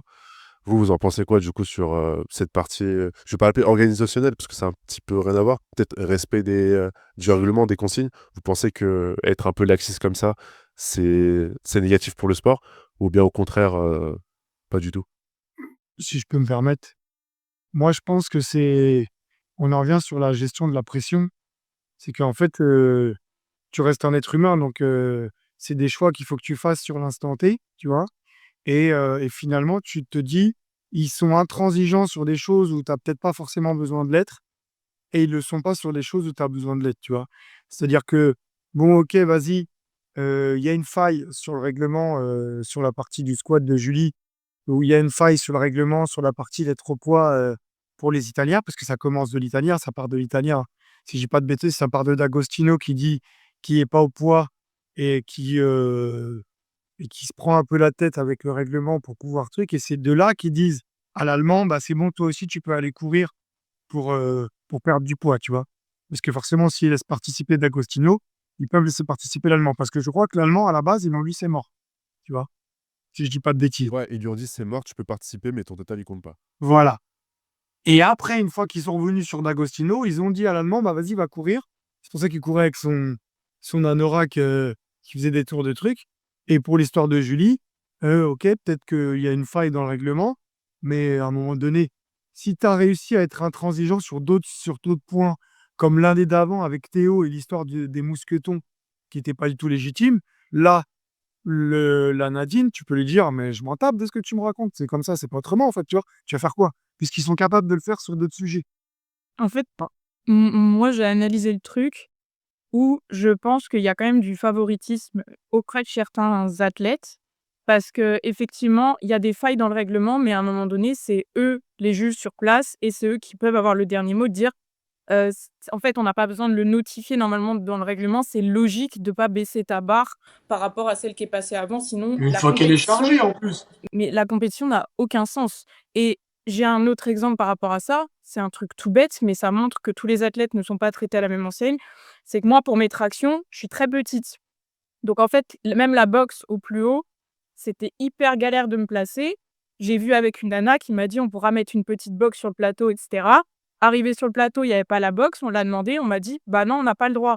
C'est pas marqué dans le règlement qu'on n'a pas le droit» et pour autant, ils m'ont pas laissé le choix. Alors on n'a pas discuté pour pas faire d'histoire, mais c'est bien pour montrer qu'il y a un peu 2 poids 2 mesures entre les demandes des athlètes en fonction de qui est l'athlète. Bien sûr, Moi, je totalement. trouve. Mmh. Totalement, totalement. Parce que je sais que toi, ton cas, c'était arrivé, je crois, à Cologne, en 2023, où quelqu'un avait baissé la charge au dernier moment, mais la barre n'était pas chargée, tu vois? Je Et me moi souviens. et moi, ça m'avait choqué et j'étais parti demander, on m'avait dit: si je dis pas de bêtises, sur le squat et les dernières barres, tu avais la possibilité de descendre plus bas avant un certain temps, tu vois? Mais que barre chargée, c'est mort, genre. Barre Oui. chargée, une fois que la Non barre mais est et puis c'est surtout que là, elle a descendu le poids en dessous de celle qui est passée avant. Oui, bah oui, bien sûr. En fait, la compétition n'a plus aucun intérêt si tu peux faire ça. Ah, mais on est d'accord sur ce point. Donc, c'est pour ça que je voulais rebondir sur la partie de, tu vois, quand ils veulent être intransigeants, ils le sont et ils ont envie de l'être. Et sur d'autres sujets, quand ils veulent être flexibles, ils veulent être flexibles. Sauf que ça, c'est quelque chose qui va te tuer à petit feu au fur et à mesure des années, de toute façon. Ouais, donc ça, et c'est ça, moi, qui, je pense, tue une compétition, c'est que quand tu es sur du deux poids, deux mesures, bah, à un moment donné, ça lâche, quoi. Ouais. Après, pour faire un peu l'avocat du diable, est-ce que dans les autres sports, on ne trouve pas aussi parfois les mêmes Vraiment, bien sûr. problématiques où Bien sûr. il y a aussi ce laxisme sur certains poids ou aussi, comme tu disais, Julie, peut-être du favoritisme pour certaines personnes. Je pense par exemple au MMA avec l'UFC, où à un moment, Conor McGregor a été clairement favorisé parce que c'était le mec qui avait mis l'UFC sur la carte. Et peu importe ce qui se passait, c'est lui qui passait en premier pour ramener cette hype. Est-ce que c'est un mal pour un bien ou est-ce que dans tous les cas, ce genre d'action peut tuer le sport? Je, je pense qu'il faut être un peu. Oui, il faut prendre en compte ce qui se passe dans les autres sports et se dire, si ces grosses institutions-là, il y a aussi quelques problématiques, bah, forcément, il y en aura forcément chez nous. Mais il faut pas que ce soit non plus une fatalité, tu vois. Il faut se dire, ok, ça arrive, mais il faut pas non plus te dire, bah écoute, comme c'est comme ça et c'est pas autrement, tu vois. Parce que Bah, sinon, bah. puis on a tendance à dire qu'on voit toujours les mêmes têtes, etc. Mais ça peut aussi freiner les nouveaux de se dire est-ce que vraiment je vais investir de l'argent, du temps, perso, etc. pour une compétition si au final je suis pas respectée sur celle-ci, je gagne rien. Et en plus, voilà, je risque d'avoir fait tout ça pour rien parce que le jugement, le favoritisme, etc. Donc, je trouve que c'est des points, même si on le retrouve dans d'autres sports, faut pas les accepter, comme a dit Maxime, mais il faut essayer de faire mieux parce que en fait, on risque de dégoûter les nouveaux arrivants alors que c'est eux aussi qui vont faire perdurer le sport, quoi. Tout à fait. Ah oui, clairement, devoir partager un podium par favoritisme. Voilà quoi. Ça suffit, Johan, ça suffit, ok? C'était il y a 10 ans. C'était il y a 10 ans, oui.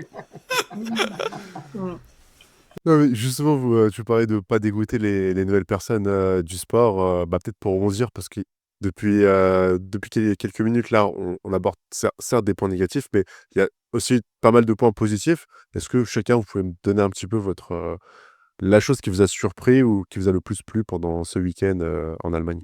La SWAT team. Non, je regarde. Tu peux, hein. Rencontrer les athlètes internationaux. Mmh. Franchement, il y en a plein, tu les vois sur les réseaux. Enfin, pour moi, c'était plus des influenceurs que d'autres athlètes. Ouais, non, le kiff, franchement, de les rencontrer. Notamment, moi, celle que j'ai retenue, c'est Sarah Chimdi, du coup, la championne du monde plus de 70. Ouais. Oh, le bazar que c'est! Oh, le gabarit! Parce que, tu sais, moi, je vois sur les réseaux, voilà, une meuf stock, OK. Mais on voyait pas quelle taille elle fait, genre. Et du coup, genre, c'est un tank, quoi. C'est Mais impressionnant. quand elle est montée sur le podium, j'ai entendu la baki féminine. Légitime. C'est de Franchement, la elle est top super lane, impressionnante. Sarah, c'est de la top lane. Hein. Oh, c'est waouh. T'as dit quoi, Max? J'ai dit c'est de la top lane. C'est la lane de bonheur. Ah tu oui, vois. bah là, c'est du C'est la Darius, bagarre. là, c'est du. Oh. Non, mais voilà, mais du blague à part, ouais, rencontrer les athlètes, pouvoir échanger avec eux. Et puis aussi la réalité de l'international, donc c'est surtout vis-à-vis de l'échange que j'ai eu avec Ben.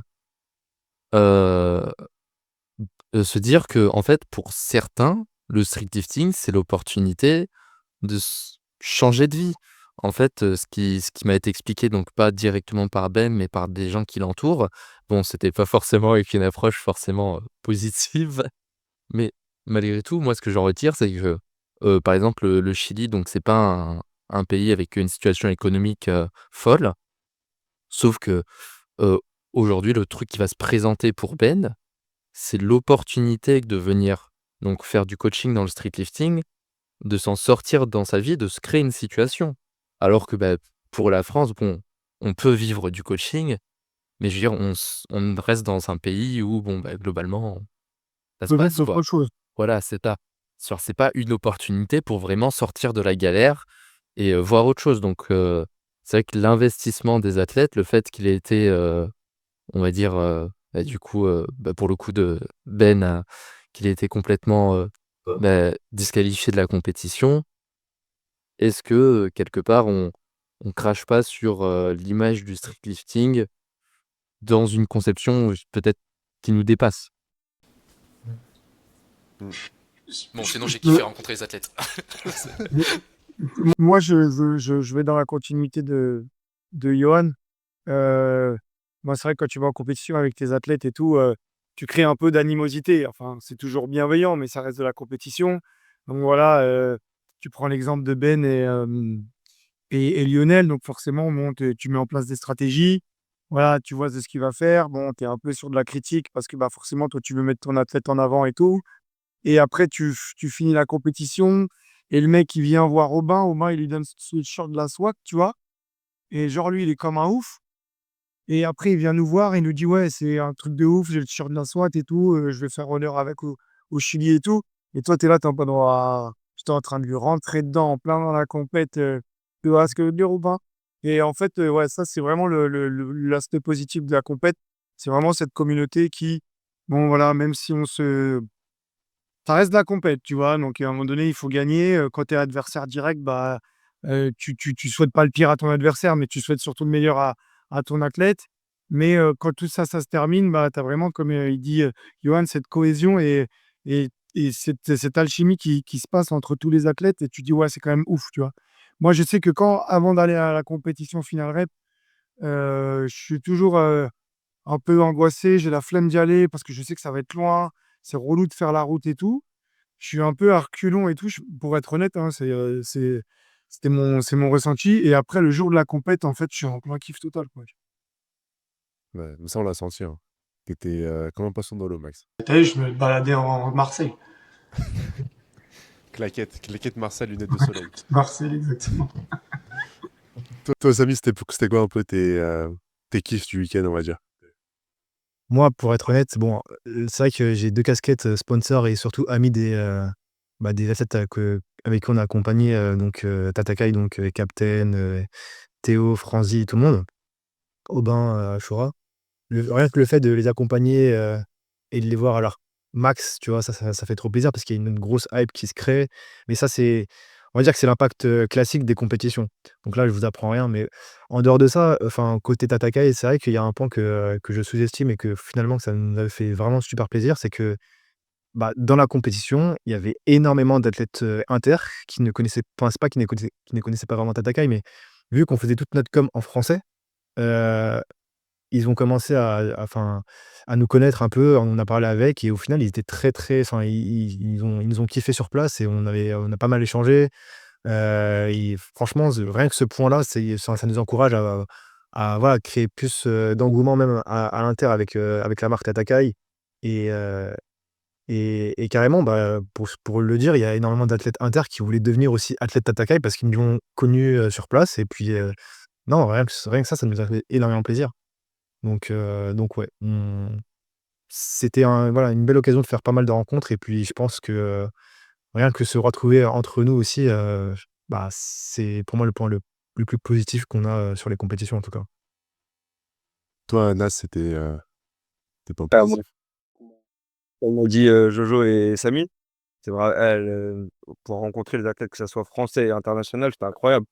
Pour parler de Benji, c'est grave un bon. On avait cette barrière du langage, vu qu'il parlait pas un seul mot d'anglais, il fallait parler avec son traducteur qui après lui disait, bref, c'était un peu relou, mais on a réussi à bien parler. C'était super, c'est un homme en or. Même après la compétition, il était super heureux. Il a dit, je reviendrai dans 2 ans pour entre guillemets, me venger, mais avec le sourire. Les athlètes français, c'était incroyable, voir tout le monde. La bagarre des 66, la bagarre des 57, bref, tout, c'était trop, trop, trop bien. On a tous crié, c'était fatigant. À la fin du week-end, c'était fatigant, mais c'était trop bien. C'était vraiment trop bien. Et là, juste en tant que spectateur, c'était un vrai spectacle. Même s'il y avait des galères, et cetera, c'était un vrai spectacle. Tout, c'était super bien fait. Tu pouvais tout même si l'écran, il buggait un peu, fallait un peu aller sur l'application Final Rep, tu trop bien. Tu suis un peu, tu comprends tout, c'est vraiment bien, bien fait. C'est un bon spectacle comparé à d'autres compétitions où tu comprends pas trop parce que tu as pas les affiches, tu t'es un peu distrait une seconde, tu sais pas ce qui se passe. Excusez-moi, tu sais pas ce qui se passe. Donc, non, franchement, au niveau spectacle, c'est super bien fait. Juste le speaker, peut-être, qui était un peu qui donnait pas trop de hype, mais sinon, qui était bien. Et Franchement, il pourrait avoir juste un string deck où quand il appuie sur le bouton, ça fait "The bar is loaded", ça suffit largement. c'est l'idée, hein. Cette phrase-là, elle est superbe. De quoi? Cette phrase-là, elle est superbe. Mais il disait Bah il disait oui. pas tout le temps. Tu Petite fais un Ça note, rajoute string de la deck avec hype. toutes les phrases là que t'appuies sur le bouton. Ça, c'est- Petite note, un truc vraiment bien, dont on n'a pas parlé, le groupe WhatsApp pour nous maintenir au courant, les athlètes et coachs, de ce qui se passe, des retards, etc. Super utile, trop bien Ok. pour gérer les chauffes, etc. Franchement, c'est tout con, mais pour les retards, ça évite au coach d'aller chercher l'info à la table de match, etc. Voilà, on avait tout. Dès qu'il y avait une pause, boum, ça partait dans le WhatsApp et on le savait, quoi. Du coup, là-dessus, c'est tout con, mais c'est trop bien. Et toi, Julie? Bah, un peu la même chose en vrai. C'est vrai que, bah, moi je m'entraîne dans un petit patelin où il y a pas forcément beaucoup d'athlètes de street lifting, donc on s'entraîne quand même, beaucoup solo à l'année, on rencontre peu de gens qui font la même chose que nous, qui peuvent comprendre. Donc les compétitions, c'est toujours, un moment de partage qui est assez fort, et unique, on va dire, où on retrouve, beaucoup d'athlètes, on peut discuter de plein de choses, des gens qu'on connaît moins. À l'international, c'est encore plus décuplé parce qu'effectivement, on peut discuter avec des athlètes étrangers. On vient nous parler, voilà, dans un peu toutes les langues et je trouve ça assez fou. Enfin, c'est là où on se rend vraiment compte de peut-être, j'aime pas dire l'influence, mais de l'impact qu'on peut avoir dans le sport et ça, c'est toujours un regain d'énergie et de motivation, assez important pour la suite. C'est vrai qu'il y a des problématiques sur les compétitions, mais je sais que moi, je prends toujours, grave du plaisir à être sur le plateau. Voilà, ça se passe pas toujours comme je veux et cetera, mais ce truc de devoir me concentrer pour mon objectif et cetera, c'est quelque chose, je sais pas, d'assez fort et je suis hyper reconnaissante de pouvoir le vivre, encore, chaque année, quoi. Ouais. Et c'est vrai pour ceux qui se posaient la question, est-ce que ça vaut le coup de venir ou est-ce que je suis légitime de venir à une compétition internationale, nationale en tant qu'athlète ou spectateur? Franchement, faut pas se poser la question parce que même nous, tu vois, on était présents sur place et pour avoir vécu le truc de l'intérieur, c'était incroyable, la communion avec tout le monde. Le fait qu'on soit tous dans notre coin, entre guillemets, comme tu disais, enfin, chacun dans notre coin, peut-être à part vous, à Paris, vous avez beaucoup de pratiquants. Mais quand tu es dans ton coin et que vous êtes peu à pratiquer le street lifting, le fait de se réunir pendant un moment, bon, par le biais d'une compétition, c'est incroyable de pouvoir échanger et surtout de mettre on va dire, un physique, pas un physique, le corps, mais juste pour mettre logiquement un visage des personnes avec qui tu parles sur les réseaux ou que tu vois juste sur les réseaux, c'est super cool. Donc ça, c'est un gros point positif et je sais pas si vous le savez, si ça a été annoncé ou pas, mais nous, on a fait une petite réunion avec, l'équipe de Final Rep pour qu'ils nous annoncent un peu, le futur, de Final Rep et ils nous parlaient de faire des c'était lundi, ouais. Et il nous parlait de faire des compétitions, bah, au lieu de faire juste un championnat d'Europe, faire, l'année prochaine un championnat d'Asie et d'Amérique pour essayer de développer le sport et bah, ramener le plus d'athlètes possible. Bah, vous l'avez souligné, bah, il y avait le Chilien, Ben, il y avait aussi, un Mexicain, Elder dans la catégorie de haut je crois, en moins de 80 si je me trompe pas, Ouais, bah, qui a fini 2e, hein. qui a fait qui a fait 2e. Donc il y avait aussi pas mal d'Indiens. Il y avait déjà eu des Indiens. 2e au RIS, hein. Il est fini 2e au RIS, je crois, hein. Ouais. Elder, Il ouais. était plus, Elder, il était ouais. léger. Ouais. Il était à Il était très léger, il a eu la 74, chiasse. Ouais, il a dit qu'il avait eu 74, des 6, je pense. problèmes de santé, je crois. Du coup, il est arrivé, il faisait 75 kilos, un truc comme ça, je crois. 76. Ouais, c'est Non, 76. il était plus léger que Raoul. Il était à Ah oui, non, Ouais, 75, Raoul je crois. 76 et du coup lui Ouais, 75, c'est vrai. 75 Ouais, ou c'est ça. 74, en tout cas, bref, il était vraiment léger. C'est pour ça qu'il a pété au RIS, en fait. Alors qu'il avait que 78 de total, il a eu un bon risque. Mm. Il y avait aussi pas mal d'Indiens. Enfin, en 2023, il y avait déjà eu des Indiens qui étaient présents de là. Il y en avait plus. Enfin, il y a des Russes bah, avec Matthew Zlat qui était présent. Vous, enfin, aussi juste avant, aux États-Unis, ça se développe aussi pas mal. Avec, bah, vous avez parlé d'Eugène, si je ne me trompe pas. Il s'occupe un peu de streetlifting USA et on voit que bah, ça se développe correctement là-bas. Vous, on va dire, dans 5 ans, à moyen terme, vous le voyez comment l'internationalisation du streetlifting et où pourrait être ce sport si tout se passe bien? L'international non, en soi, à l'international, ça va forcément se développer, toujours plus. On aura toujours plus de pays qui seront présents au monde, ça, c'est sûr. Après, où est-ce qu'on le voit? Tout est relatif. Est-ce que ça restera une, entreprise comme, Final Rep ou est-ce que ça deviendra vraiment une fédération gérée par le comité olympique? Ça, on verra parce qu'il y a des pour, il y a aussi des contre. Là où, par exemple, je verrais le plus gros contre, c'est tout simplement que pour devenir un sport olympique, encore faudrait-il que ce soit intéressant pour le grand public. Aujourd'hui, on le sait, les sports de force, honnêtement, c'est pas le truc le plus fun à regarder. Entre regarder un match de volley où ça se met des grandes tartes dans des ballons et regarder 15 gars qui font le même mouvement et juste il y a plus de poids, le divertissement n'est pas le même. C'est pas un folichon, ouais. Après, il y a du monde qui est hallucé par l'haltéro, hein. Il y en a L'haltéro, très il y a peu, beaucoup il y de en a monde très qui. peu. Aujourd'hui, si Ouais, l'haltéro mais elle là, Ouais, reste, peu, mais il y en a quand c'est même beaucoup, hein. symbolique. Ah ouais, mais réfléchis au fait qu'ils ont failli l'enlever des Jeux de Paris, hein. l'haltéro, c'est très très peu accessible parce que techniquement, c'est très très dur. Donc, c'est pour ça que le power, ils ont pris une tempête. Parce que le power, c'est plus accessible que l'haltéro. Mais le power, la problématique, c'est les formats de compétition sur lesquels nous, on s'est calqué. Et en fait, si on regarde tous les sports, entre guillemets, plus ou moins connus, ça dure jamais plus de, surtout sur des grandes compètes, ça dure jamais plus de 4 heures, tu vois. Grand maximum, le foot, c'est 90 minutes. Bon, une soirée event de MMA, c'est combien de temps? 4-5 heures maximum.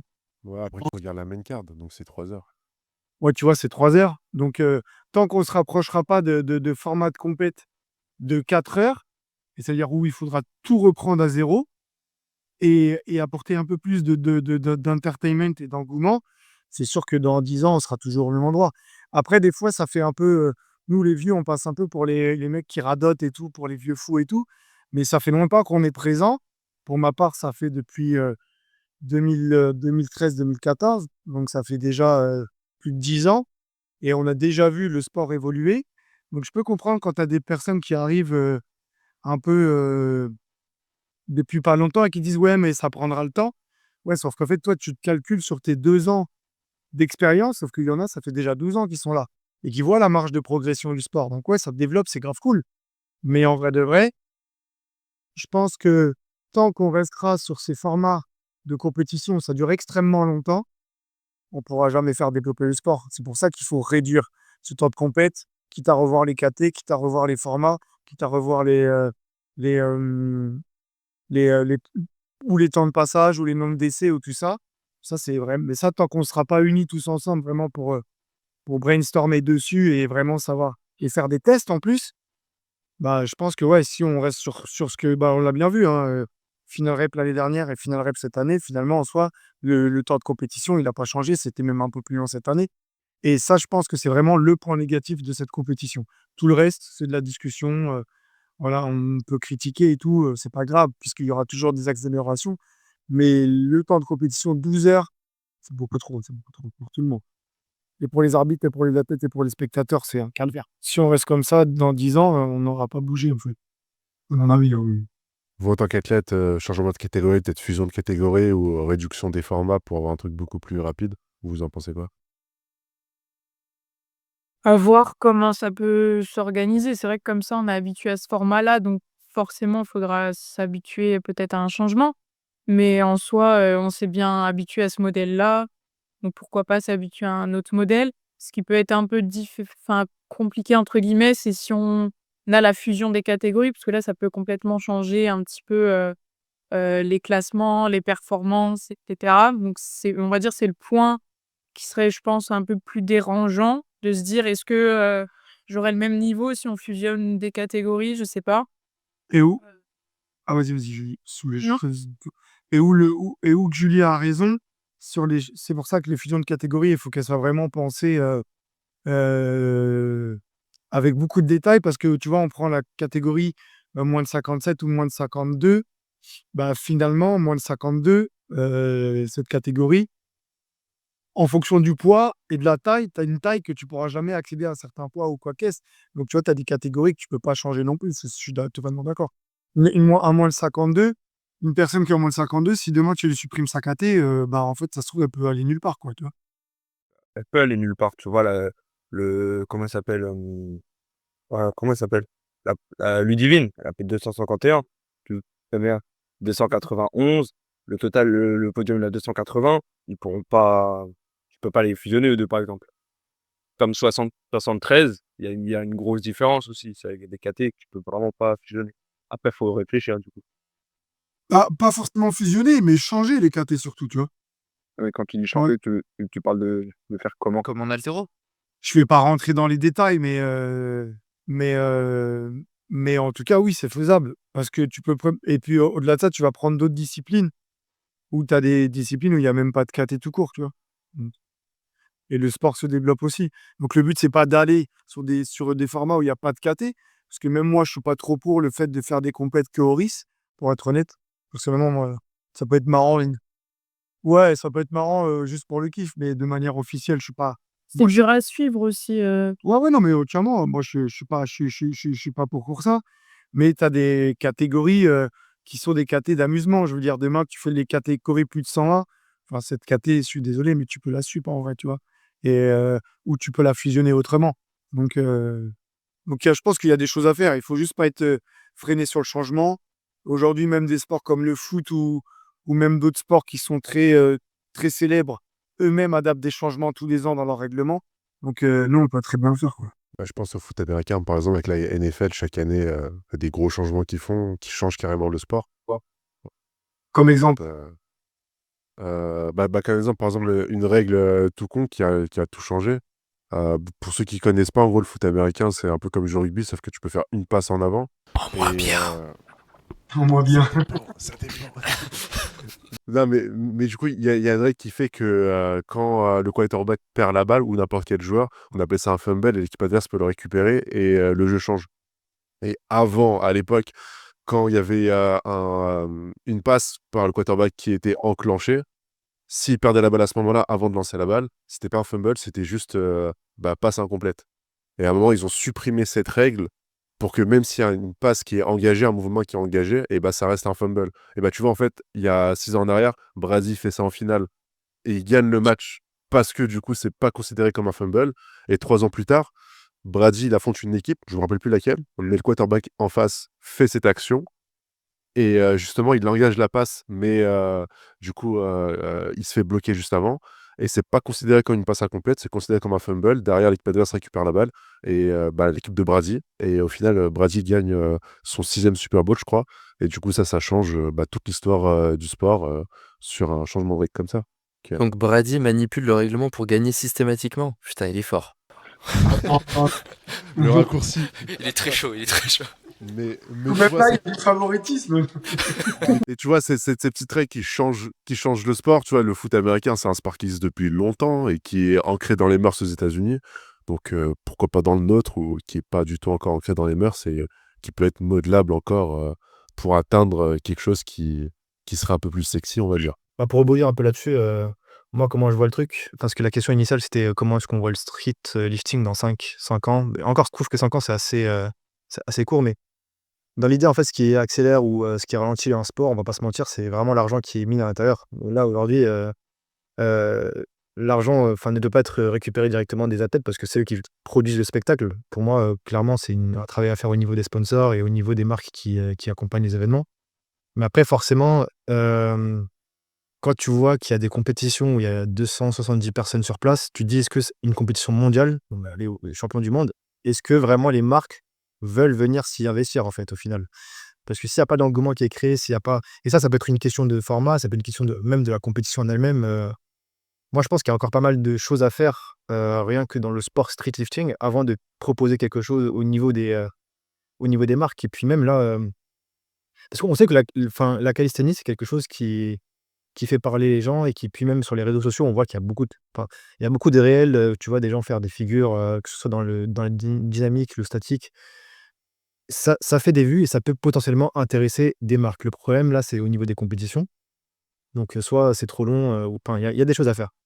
Là, pourquoi est-ce que je soulève ce point? C'est que même, aujourd'hui, on commence à voir, d'autres marques comme Nike au final avec, très, récemment leur partenariat avec PNP qui a fait pas mal parler, sur les réseaux. On a vu d'ailleurs la vidéo elle est super stylée, on voit une promo, je crois que c'est putain, on va dire que c'est un peu du sport de rue de manière générale. On voit que c'est super bien fait, que même Nike commence à s'y plonger un peu. Il y avait aussi, Max, tu me l'avais envoyé, G-Star qui avait fait une promo pour leur jean avec des figures de street. Au final, c'est pas quelque chose qui passe à côté et qui peut potentiellement voilà, intéresser certaines marques. Mais nous aussi, il faut qu'on crée quelque chose et qu'on puisse voilà, ramener beaucoup plus de personnes, je pense, même dans les compétitions. Qu'est-ce qui ferait En fait, la question à se poser, c'est qu'est-ce qui ferait que les gens viendront dans nos compètes euh, et consommer sur place, soit en voyant la compétition en elle-même, soit je sais pas, en ayant des activités sur place pour voir. Mais il y a pas mal de choses à faire encore. C'est comme tous les sports, faut que ça devienne une expérience sociale, tu vois. Les sports américains, les gens, ils vont voir le sport aux États-Unis. En vrai, ils s'en foutent du sport. C'est plus l'ambiance de cet événement qui fait que les gens se déplacent, tu vois. Et on pourra dire ce qu'on veut, mais les Américains sont bons dans ça. Et tant que ce sera, tant qu'on visera pas l'accessibilité, et ben, ça deviendra très compliqué à développer le sport. Il faut que, quand les gens ils viennent, ils kiffent, ils passent un bon moment, qu'ils comprennent et que ça dure pas trop longtemps non plus, tu vois. Mmh. Même comme on l'a vu dans d'autres sports, par exemple en endurance, pendant les pauses, ils interagissent avec le public pour créer des petits jeux. Ils font des jeux en place ou même à l'Aerox, tu vois? Avec les stands, mais tu as des jeux. Même là, pendant les mondes, MPDS qui avait fait le jeu du grip là et tu peux pousser ça comme ça les spectateurs, ils peuvent kiffer. Ils ont fait ça un peu aussi, Voilà, de ça des qui va ramener les spectateurs sur place, je pense. C'est pas ah oui, vraiment peut-être, ça peut être un plus. ouais, en fait, ça serait du bonus. On va dire que ça serait du bonus pour les personnes qui ont déjà consommé sur place. Donc en fait, quand les gens vont venir sur place, ils vont dire: «Ah oui, il y avait ça, c'était stylé, heu et peut-être la prochaine fois, je reviendrai». Mais en fait, la question à se poser, c'est pas: «Je reviendrai», c'est: «Qu'est-ce qui va me forcer à venir tout court pour la compétition?» Tu vois? Et ça, c'est une question, voilà, je pense que c'est plus une question ouais, de format pour moi de compète qui peut, qui où il y aura peut-être pas des discussions à avoir là-dessus, mais bon, moi, j'ai pas vraiment, essayé de relever la question, mais Et je pense pour rebondir sur ce que tu dis, Samy, sur ce que tu as dit, Max, il y a aussi une question à se poser, c'est comment des personnes qui ne font pas du street pourraient venir, tu vois, aux compétitions et s'intéresser à la discipline? Parce que ce que tu disais, Max, par exemple, les Américains, par exemple, bah, ceux qui vont au stade pour voir un match de basket, un match de hockey, un match de foot ou n'importe, bah, la plupart, ils pratiquent pas la discipline. Ils font pas ce sport. Pourtant, ils vont sur place, ils se déplacent, ils payent leur billet d'entrée, ils consomment à l'intérieur et ils vivent l'expérience. Et nous, Bah, de l'autre côté, c'est c'est l'ancien président du Stade de France, quand il a repris le Stade de France dans les années 90, le club de rugby. Et là, le club de rugby, il avait des problématiques genre au niveau financier.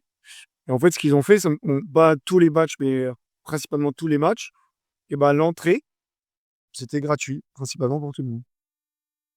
Donc, les gens ils disaient: «Ouais, mais tu vas perdre des sous». Mais ils disaient: «Ouais, je préfère avoir 7 000 personnes qui s'amusent plutôt que 200 personnes qui ont lâché 90 balles pour regarder le match». Parce que déjà, visuellement, bah, c'est différent, tu vois. Ouais, Et pour les athlètes.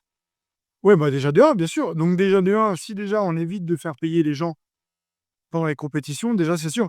Regarde, aujourd'hui, Final Rep, ils ont fait de la pub dans toute la ville. T'allais partout dans tous les bâtiments de la ville, tu avais les affiches. Quand on est parti à la salle avec Johan, il y avait l'affiche dans la salle. À l'hôtel, il y avait l'affiche dans l'hôtel.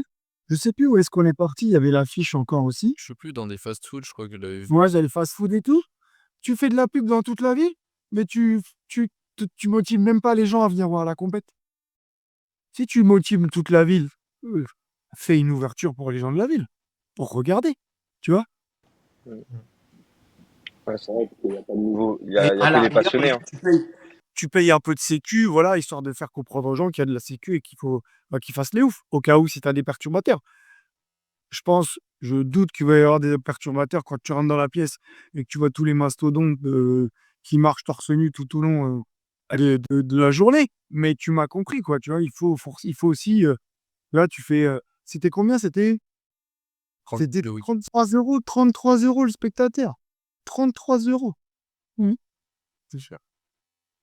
Et nous, en tant que coach, on a payé 33 € plus 50 € coach. Oui, ça, par contre, je pense que c'était juste un truc qui était mal fait. Ouais, le 33 €, c'était juste le checkpoint pour accéder aux 50 €. Oui, oui, je vois, je pensais que c'était juste un truc bizarre où ils ont mal communiqué quelque part parce que Et c'est un autre chose aussi, mais si vous, les athlètes, c'était aussi un beau billet pour, juste pour participer à Final Eight. Sans compter le 150, je crois. déplacement. 220 avec le test. Ah oui, 200. Oh. Et oui, T'as été testé d'ailleurs, Johan? ben oui, je peux fièrement dire, je suis athlète testé. Ah, ok. quand le gars il m'a dit, faut que tu viennes me voir après que les gens ils aient fini de te féliciter, je suis ok. C'est pour un test. Ah, je me suis senti tellement chaud. Et ouais, je me fais Dans tester, ouais. dans une petite éprouvette. Ouais, je suis quelqu'un de bizarre, méfiez-vous de moi. Et du coup, Nati ou pas Nati? Ah bah, je sais pas quand est-ce qu'on a les résultats. Je sais même pas Dans si on les les envoie 6 par semaines. courrier, par Normalement, vous mail, les avez par... pas, je crois. Yora, il Dans m'a les dit qu'il 6 semaines. Yora, il m'a dit qu'il les recevait pas. Ouais, il Bah, les tu attend reçois que toujours, s'il y a un Yora. problème, je crois. T'as dit Ah quoi, bah, Maxime? du coup, je vais Ouais, faire en c'est ça. sorte de pas les recevoir. Ouais, c'est ça, si tu les reçois, c'est que t'as été testé positif. Si tu les reçois pas, c'est que tout est bon. C'est Ah ça. ouais? Ah, Ouais. dommage. Ouais, t'auras pas tu es Nati. Bon, en même temps, c'est pas aussi intéressant qu'une prise de sang, tu me diras. Genre, ils vont pas t'envoyer un test pour dire, bah, ton pupille est normal. Genre... Oui. En termes d'infos, je suis pas sûr que ce soit aussi intéressant que la prise de sang. Non, bah, du coup, après, de toute façon, toi aussi, Julie, non, Non, non. Ah non, attends. C'est quoi, c'est première, C'était pas deuxième tout le place, podium? c'est Non, ça? c'était que les deux premiers? Bah, je sais pas, j'en ai pas vu Lionel, il beaucoup. y allait? Mais je crois qu'il n'y a pas eu beaucoup de tests. Hein. Tous les premiers ont. Ah oui, Je crois que c'est tous les premiers et deuxièmes de manière systématique. Caroline, je me souviens pas que Théo y soit allé. Ah, ils avaient peut-être la flemme. Ah, et ça a Fin fini de tard, Théo. Hein. compétition, ouais, c'est Ouais, bon. fin de il- Tard, assez- c'était le dernier jour. Ouais. Ils ont dit, allez, De allez. toute façon, ils ont dit, ouais, Muscle Up 17.5, c'est sûr, il est pas dopé. Le mec, il a fait ses horaires, il a fait, allez, c'est bon. Ils ont dit, non, pas besoin. Non, mais il me semble que tous les premiers ils sont passés sur et quasiment tous les deuxièmes. Ah, ok. Faudrait redemander l'info. Mais du coup, c'était mené par qui? Par l'AFLD? Je sais C'est une organisation Ouais, tierce. c'est- je crois, ouais. Bah, je crois que c'était l'AFLD en tant qu'intervenante, ce qui est étrange, vu que l'AFLD, il me semble que c'est français. D'accord. Ok. Et de ce que j'avais compris, en tout cas, c'est pas la WADA. Donc, mais oui, les tests antidopage, il y a bien eu. Et vous les avez payés, du coup. Oui, Ce qui est enfin, du coup, tous les athlètes ont payé pour le peu de tests De qui y tests. ont été. Après, d'un autre côté, bon, bah, pour cette partie-là, je peux comprendre pour l'instant. Que Moi, je pense que comme c'est un ça. peu tôt. Moi, je pense que c'est un peu tôt, parce que tant que t'as pas d'argent en jeu, en vrai. Ouais, mais tu le sais qu'il y en a qui sont dopés. Ah, Ouais, mais regarde, on sait ceux qui sont dopés et ils les laissent participer. C'est pas avec des tests Oui, mais urinaires parce que tant que tu t'as pas de vois preuves, beaucoup de t'as pas de choses non preuves. plus. Mais je veux dire, en même temps, tant que tu fait fais pas qu'il ces fait tests, quand tu peux pas dire, Ouais, mes athlètes, ils sont clean. Ouais, sauf que l'ISEC, il fait la pub et il prône de ça sur son compte. Tu vois ce que je veux dire? Il fait la pub et il prône, genre, qu'il en prend. Donc, Après, Non. Julie, elle disait un truc intéressant. C'est vrai Ouais. que c'est pas avec un test urinaire que tu vas trouver quelque chose. Surtout que maintenant, les techniques de dopage, enfin, tu vois, dans les autres sports, je sais pas si en street c'est pareil, mais les gens, ils sont avancés. Il faut des batteries de tests un peu plus poussées pour trouver quelque chose. le problème, c'est qu'en termes de coût, une prise de sang, tu doubles le prix. Tu passes de 800 € le set à 1500. Bah, dans ces cas-là, C'est pas possible. t'injectes cet argent autre part. Et ça leur a coûté 8 000 €. Hein. Et avec les 70 € par athlète, ils ont dû mettre, quoi, je crois, ça faisait 5 000 et quelques. Donc, ils ont dû mettre entre 2 000 et 3 000 € de leur poche pour les tests. Ça coûte un billet déjà, juste pour les Ah, tests. tu veux dire que ils payent l'entièreté de tous les athlètes et tout le monde n'est pas testé, c'est ça? Non, oui, en gros, en fait, ils font payer tout le monde, mais tout le monde n'est pas testé parce que, bah, en fait, c'est façon intéressant et ça coûte super cher. Attends, je fais un récap pour savoir si j'ai compris. Donc, disons que ça coûte, vas-y, il y a eu 85 athlètes, ok? Vas-y, disons que le test, il coûte 100 €. Ça fait Non, tout c'était 8 000 € net. Donc, vas-y, juste on reste sur un calcul simple comme ça, on se prend pas la tête. 100 € pour 85 athlètes, ça fait 8 500. Vous payez une partie et eux, ils payent le reste. Mais il faut donner les 8 500 à l'entité et eux, ils testent que quelques athlètes. Bah, oui, le prix des tests, il dépasse largement le nombre d'athlètes. Non, je pense que les 8 500, c'est le prix pour le nombre d'athlètes qu'ils ont déjà prévu, hein. Je pense pas que ce soit pour tous, ce serait pas Oui, non, assez. non, non, c'est le prix, Ouais. tu sais, pour un nombre de tests défini. Voilà. Pour les 1 Mais et 2, par exemple. ouais, mais la question, c'est eux, ils ont sorti 8500? Non, Ils sortent en tout, ils ont sorti. par le nombre d'athlètes testés. Non, tout le budget pour les tests, c'était 8 000 € et les athlètes ont payé 70 €. Donc tu fais quoi? C'était 85 fois 70, ça faisait 5 000 et quelques, je crois. Et après, ils ont sorti le reste de leur poche. Mais du coup, il y a les athlètes payés pour les gens qui vont se faire tester. C'est un peu compliqué. En gros, tout le monde paye sa part pour le peu d'athlètes qui va être testé. En Donc en partant vrai, du c'est pas. principe C'est un pot qu'on ne commun. sait pas encore qui va être C'est testé, ça. ce qui est Donc normal d'accord. aussi. Donc un test, c'est pas 70 €, c'est plus que ça, c'est Ah ça? non, un test. Non, Oui, non, c'est oui, c'est ça, 800 c'est euros plus. l'urine. Donc, L'urine, c'est Mais moi, 800 € et je suis la une prise de sang, c'est organisation. 1500. Genre, même si je veux dire oui, mon corps, il dit non, genre, je le C'est regarde. super Je cher le les regarde et tests je en labo. dis non. c'est pour ça, hein. Et même comme ça, en mettant 70 € à tous les athlètes, ils doivent quand même sortir de l'argent de leur Ok, poche. d'accord. Ah bah tu vois. Et tu vois, on a dit Nassi, c'est tout. Ouais, Il c'est est le à la cycle Réunion, oublié. Mathieu. Sûr. Il avait sorti cette information à la Réunion. Ok. Ouais, c'est pour Oui, ça, mais après, faut voir le moi je trouve que fond c'est une bonne aussi. chose, hein. Ouais, bah oui, c'est bien. Parce qu'en plus, c'est la deuxième année où ils font ça, Non, je suis pas d'accord. les C'est la tests. Moi, je deuxième année, ouais. préfère. Et Ces là, 8000 et, € là, je Je vais préfère commencer les l'année donner.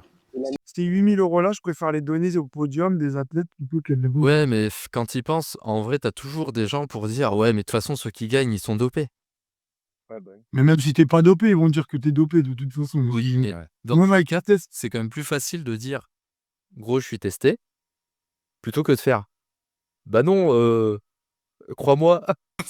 Sauf si, Finalement, est-ce que ça ferait pas plaisir qu'on dise que t'es dopé alors que tu n'es pas? Non, mais évidemment, mais dans tous les cas, je veux dire, si t'as quelqu'un qui est pas du sport et qui veut pas se lancer parce qu'il se dit ceux qui gagnent, ils sont chargés, dire qu'on a des athlètes testés, je trouve que pour le développement à long terme du sport, même si c'est un coût, effectivement, 8 000 €, c'est pas quelque chose qu'on peut considérer comme négligeable, je pense. Je pense que sur le très long terme, c'est intéressant. Ça, je suis d'accord avec toi sur le long terme, mais pas forcément sur le court. C'est ça que je veux. Mais ce que vous avancez, c'est dans le MMA, par exemple, tu as le même problème. On sait tous que les athlètes sont deux. Enfin, la plupart des athlètes sont En plus, on sait qu'eux, ils sont chargés pour de vrai, mais qui Ouais. passent au test. Tu vois, par exemple, John Jones, je te prends l'exemple de John Jones. Le mec, il est contrôlé positif à son contrôle antidopage, et le lendemain, il peut combattre quand même. Non, Tout le mais monde ça, sait qu'il est dopé, et il combat. ça Et- n'a rien à voir. Ça, c'est les sanctions qui sont pas en adéquation avec le sport. Ouais, mais ce que je veux dire, est-ce que ça freine les gens à pratiquer le MMA? J'ai pas l'impression. À aller chercher de la compétition, je pense que si, hein. Les gens, Après, on parle je d'un pense sport pas. particulier, hein. On parle d'un sport où quand même, dans tous les cas, même si tu fais du pro sans aller jusqu'à l'UFC puisque c'est l'organisation où combat John Jones, globalement, c'est quand même un sport où tu acceptes que si tu en fais en pro, à 40 ans, tu as des tremblements, c'est particulier, ça n'a rien à voir. Là, on parle d'un sport de force où si tu fais les choses bien, tu es censé avoir une longévité et pas être pénalisé dans tes résultats juste parce que le gars, il a pris des molécules. Ouais, mais je pense qu'à un moment donné, ça encore, faut pas le cautionner et le comprendre, mais qu'à un moment donné, quand ton sport prend beaucoup d'engouement, que tu vas forcément en avoir Ah, et il y que a de t'auras l'argent, il y en a, oui, oui, je suis d'accord. je veux dire qu'il va y en avoir et qu'il y en a qui vont passer sous les radars aussi, c'est sûr. Oui, mais ça, c'est le jeu. Mais si on fait pas de test du tout, c'est open bar après. Bien sûr, totalement. Ah, mais du coup, on en revient à la question de base. Est-ce que ça vaut le coup, tu vois, d'investir ces 8 000 € en tant qu'organisme de compétition dans des tests? Ou est-ce que c'est peut-être pas mieux de les investir autre part pour développer la compétition et essayer de l'agrandir? Moi, je rejoins sur Johan, il a raison, mais je suis d'accord avec Johan quand il dit sur le long terme. Je pense que là, sur le court terme, c'était un peu trop tôt pour ma part, mon avis. Mais sur le long terme, oui, c'est obligatoire. Parce qu'ils avaient posé la question en plus. Il y a 3 ans, je crois à peu près, ils avaient demandé, enfin ils avaient des pourparlers sur ça et ils avaient même demandé en Faust, les athlètes préféraient quoi? S'ils préféraient un cash prize ou s'ils préféraient les tests. et les Ils gens, avaient ils fait ont un dit le Faust. test. Ouais, c'est ça. Donc en fait, ils ont même écouté la communauté. Donc ils ont hésité entre les 2. C'était peut-être pas le meilleur choix, mais ils ont écouté, ils ont réfléchi. Maintenant, il faudra voir sur les années ce que ça donnera parce que c'est vrai que aussi le problème là comment on appelle ça, des lots. Ils sont. Bah, je l'utilise tous les jours, mon sac. Il est trop bien. Tu m'étonnes, j'espère qu'il va rester longtemps le sac. Hein. Ah bah il a intérêt. Hein. Ah Il ouais. dort avec d'ailleurs, il dort avec. Mais ouais, les lots, c'est quelque chose d'autre encore, les problèmes, entre guillemets, de cash price et de lots pour les athlètes. C'est vrai que bah, vous, enfin, on vous a même pas posé la question, mais vous avez dû faire des gros sacrifices pour arriver jusqu'à là. Déjà pour arriver jusqu'aux ventes. Et la récompense, entre guillemets, même si peut-être que vous faites pas ça pour la récompense, mais elle est peut-être un peu minime par rapport à tous les efforts que vous investissez pour atteindre ce niveau. Bah, le problème, c'est que d'année en année, c'est de moins en moins bien et on va dire plus tu montes, l à une plus grosse échelle, genre World, moins tu gagnes. Genre, je vois Luc, qui était à la FNSL Nord-Est, ils ont gagné beaucoup plus que ce qu'on a gagné au World. Alors l'idée, c'est pas forcément un cash prize et cetera, mais si je pense aux premiers, mondiaux que j'ai faits, on avait eu des bons d'achat pour, par les partenaires et cetera et ça, c'était cool pour investir, par exemple, dans du matos ou des trucs comme ça et je trouve que ça apporte, un peu plus déjà de reconnaissance que là, une paire de chaussettes, quand tu finis 3e mondial, c'est dur quand même, je trouve, niveau respect, quoi. Toute la paire de chaussettes, elle est en libre service, donc moi je sais que j'en ai Oui, volé. Non mais Non, super, hein, la justification. Je rigole, j'ai pris celle de Lilia,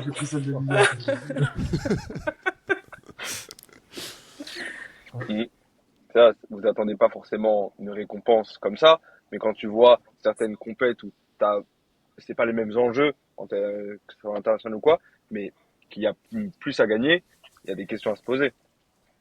Ouais, en fait, c'est pas forcément, enfin, moi, je sais qu'en tant qu'athlète, j'attends pas forcément un cash prize, un truc de ouf, mais plutôt, tu sais, d'avoir un souvenir cool aussi de je repars avec ça, je l'ai eu au World et cetera. Rien que la médaille, si elle est stylée et tout, c'est sympa aussi. Bon là, ça va, elles étaient pas trop mal, mais genre une paire de chaussettes, je trouve, c'est dur. Alors que si on avait eu enfin, moi, je pensais que, par exemple, les sponsors, les partenaires comme Tatakai ou quoi, dans l'argent qu'ils investissaient pour la compétition, il y avait une partie qui était peut-être pour des lots, pour des athlètes, voilà, pas forcément des gros trucs, mais que tu repartes avec quelque chose, un t-shirt, quelque chose qui symbolise ta participation à l'événement, quoi. Exactement, ouais, tu raison. Ouais. Que tu crées un lien quand même avec cette compétition, quoi. Exactement. Même si la médaille est super cool en vrai. Ouais, elle est sympa, Enfin, ouais. il l'a imprimée en 3D ou un truc comme ça, elle est vraiment belle. Hein. Ouais. Elle tourne, c'est marrant. Vraiment, du coup, finalement, du coup, même si tu prends du recul, si t'as pas de cash prize, mais que plutôt que de parler de récompense, tout le reste se passe bien, ne serait-ce qu'en termes d'arbitrage, de temps de compète et de tout ça, peut-être que tu dis, ouais, bah finalement, c'est peut-être mieux aussi qu'une récompense, tu vois. C'est Oui, vrai c'est que un tout. si tu accumules plein de choses au fur et à mesure, tu te dis, bon, ça fait cher le week-end ou la semaine pour ça, quoi. Mmh.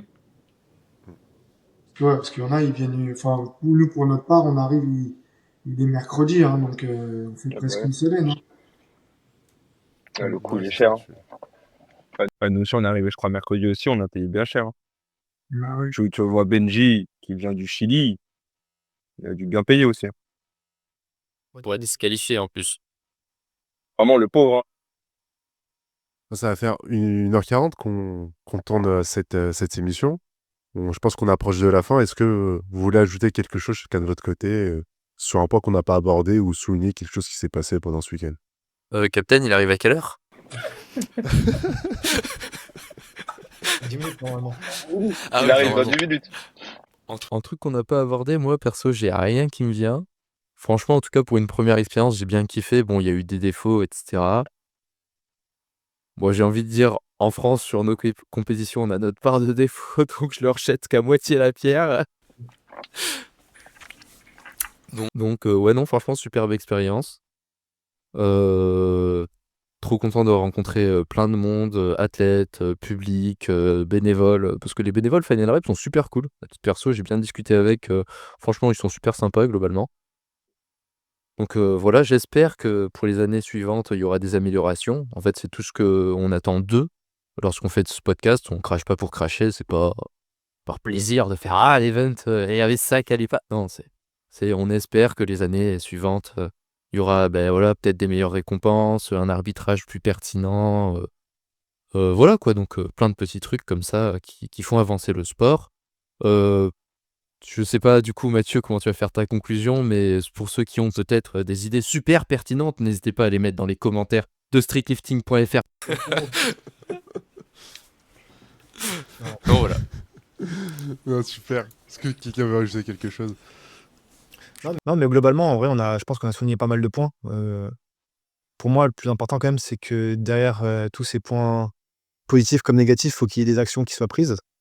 S'il n'y a pas d'action, forcément, il n'y aura pas de développement du sport. Et puis, même en dehors de ça, je pense que non, la compétition, c'est quelque chose de très important qui puisse inspirer aussi les nouveaux pratiquants. Donc, ouais, il faut toujours encourager les jeunes enfin les nouveaux pratiquants à se. Vous êtes trop de phrases de vieux là. Comme nous on est vieux. Ouais, attendez, oh, on est jeunes, hein. Non, mais voilà, les nouveaux entrants, on va dire, à se tenter sur des compétitions plus locales aussi pour voir un peu comment ça se passe. Et puis même, je pense que plus on a de données à essai, donc forcément, même, enfin, faut pas négliger aussi que même les premières compétitions, les régionaux, etc., peuvent nous donner pas mal d'idées pour améliorer le sport. Donc, ouais, il faut toujours encourager ce genre d'initiative, quoi. Bon, on va conclure alors.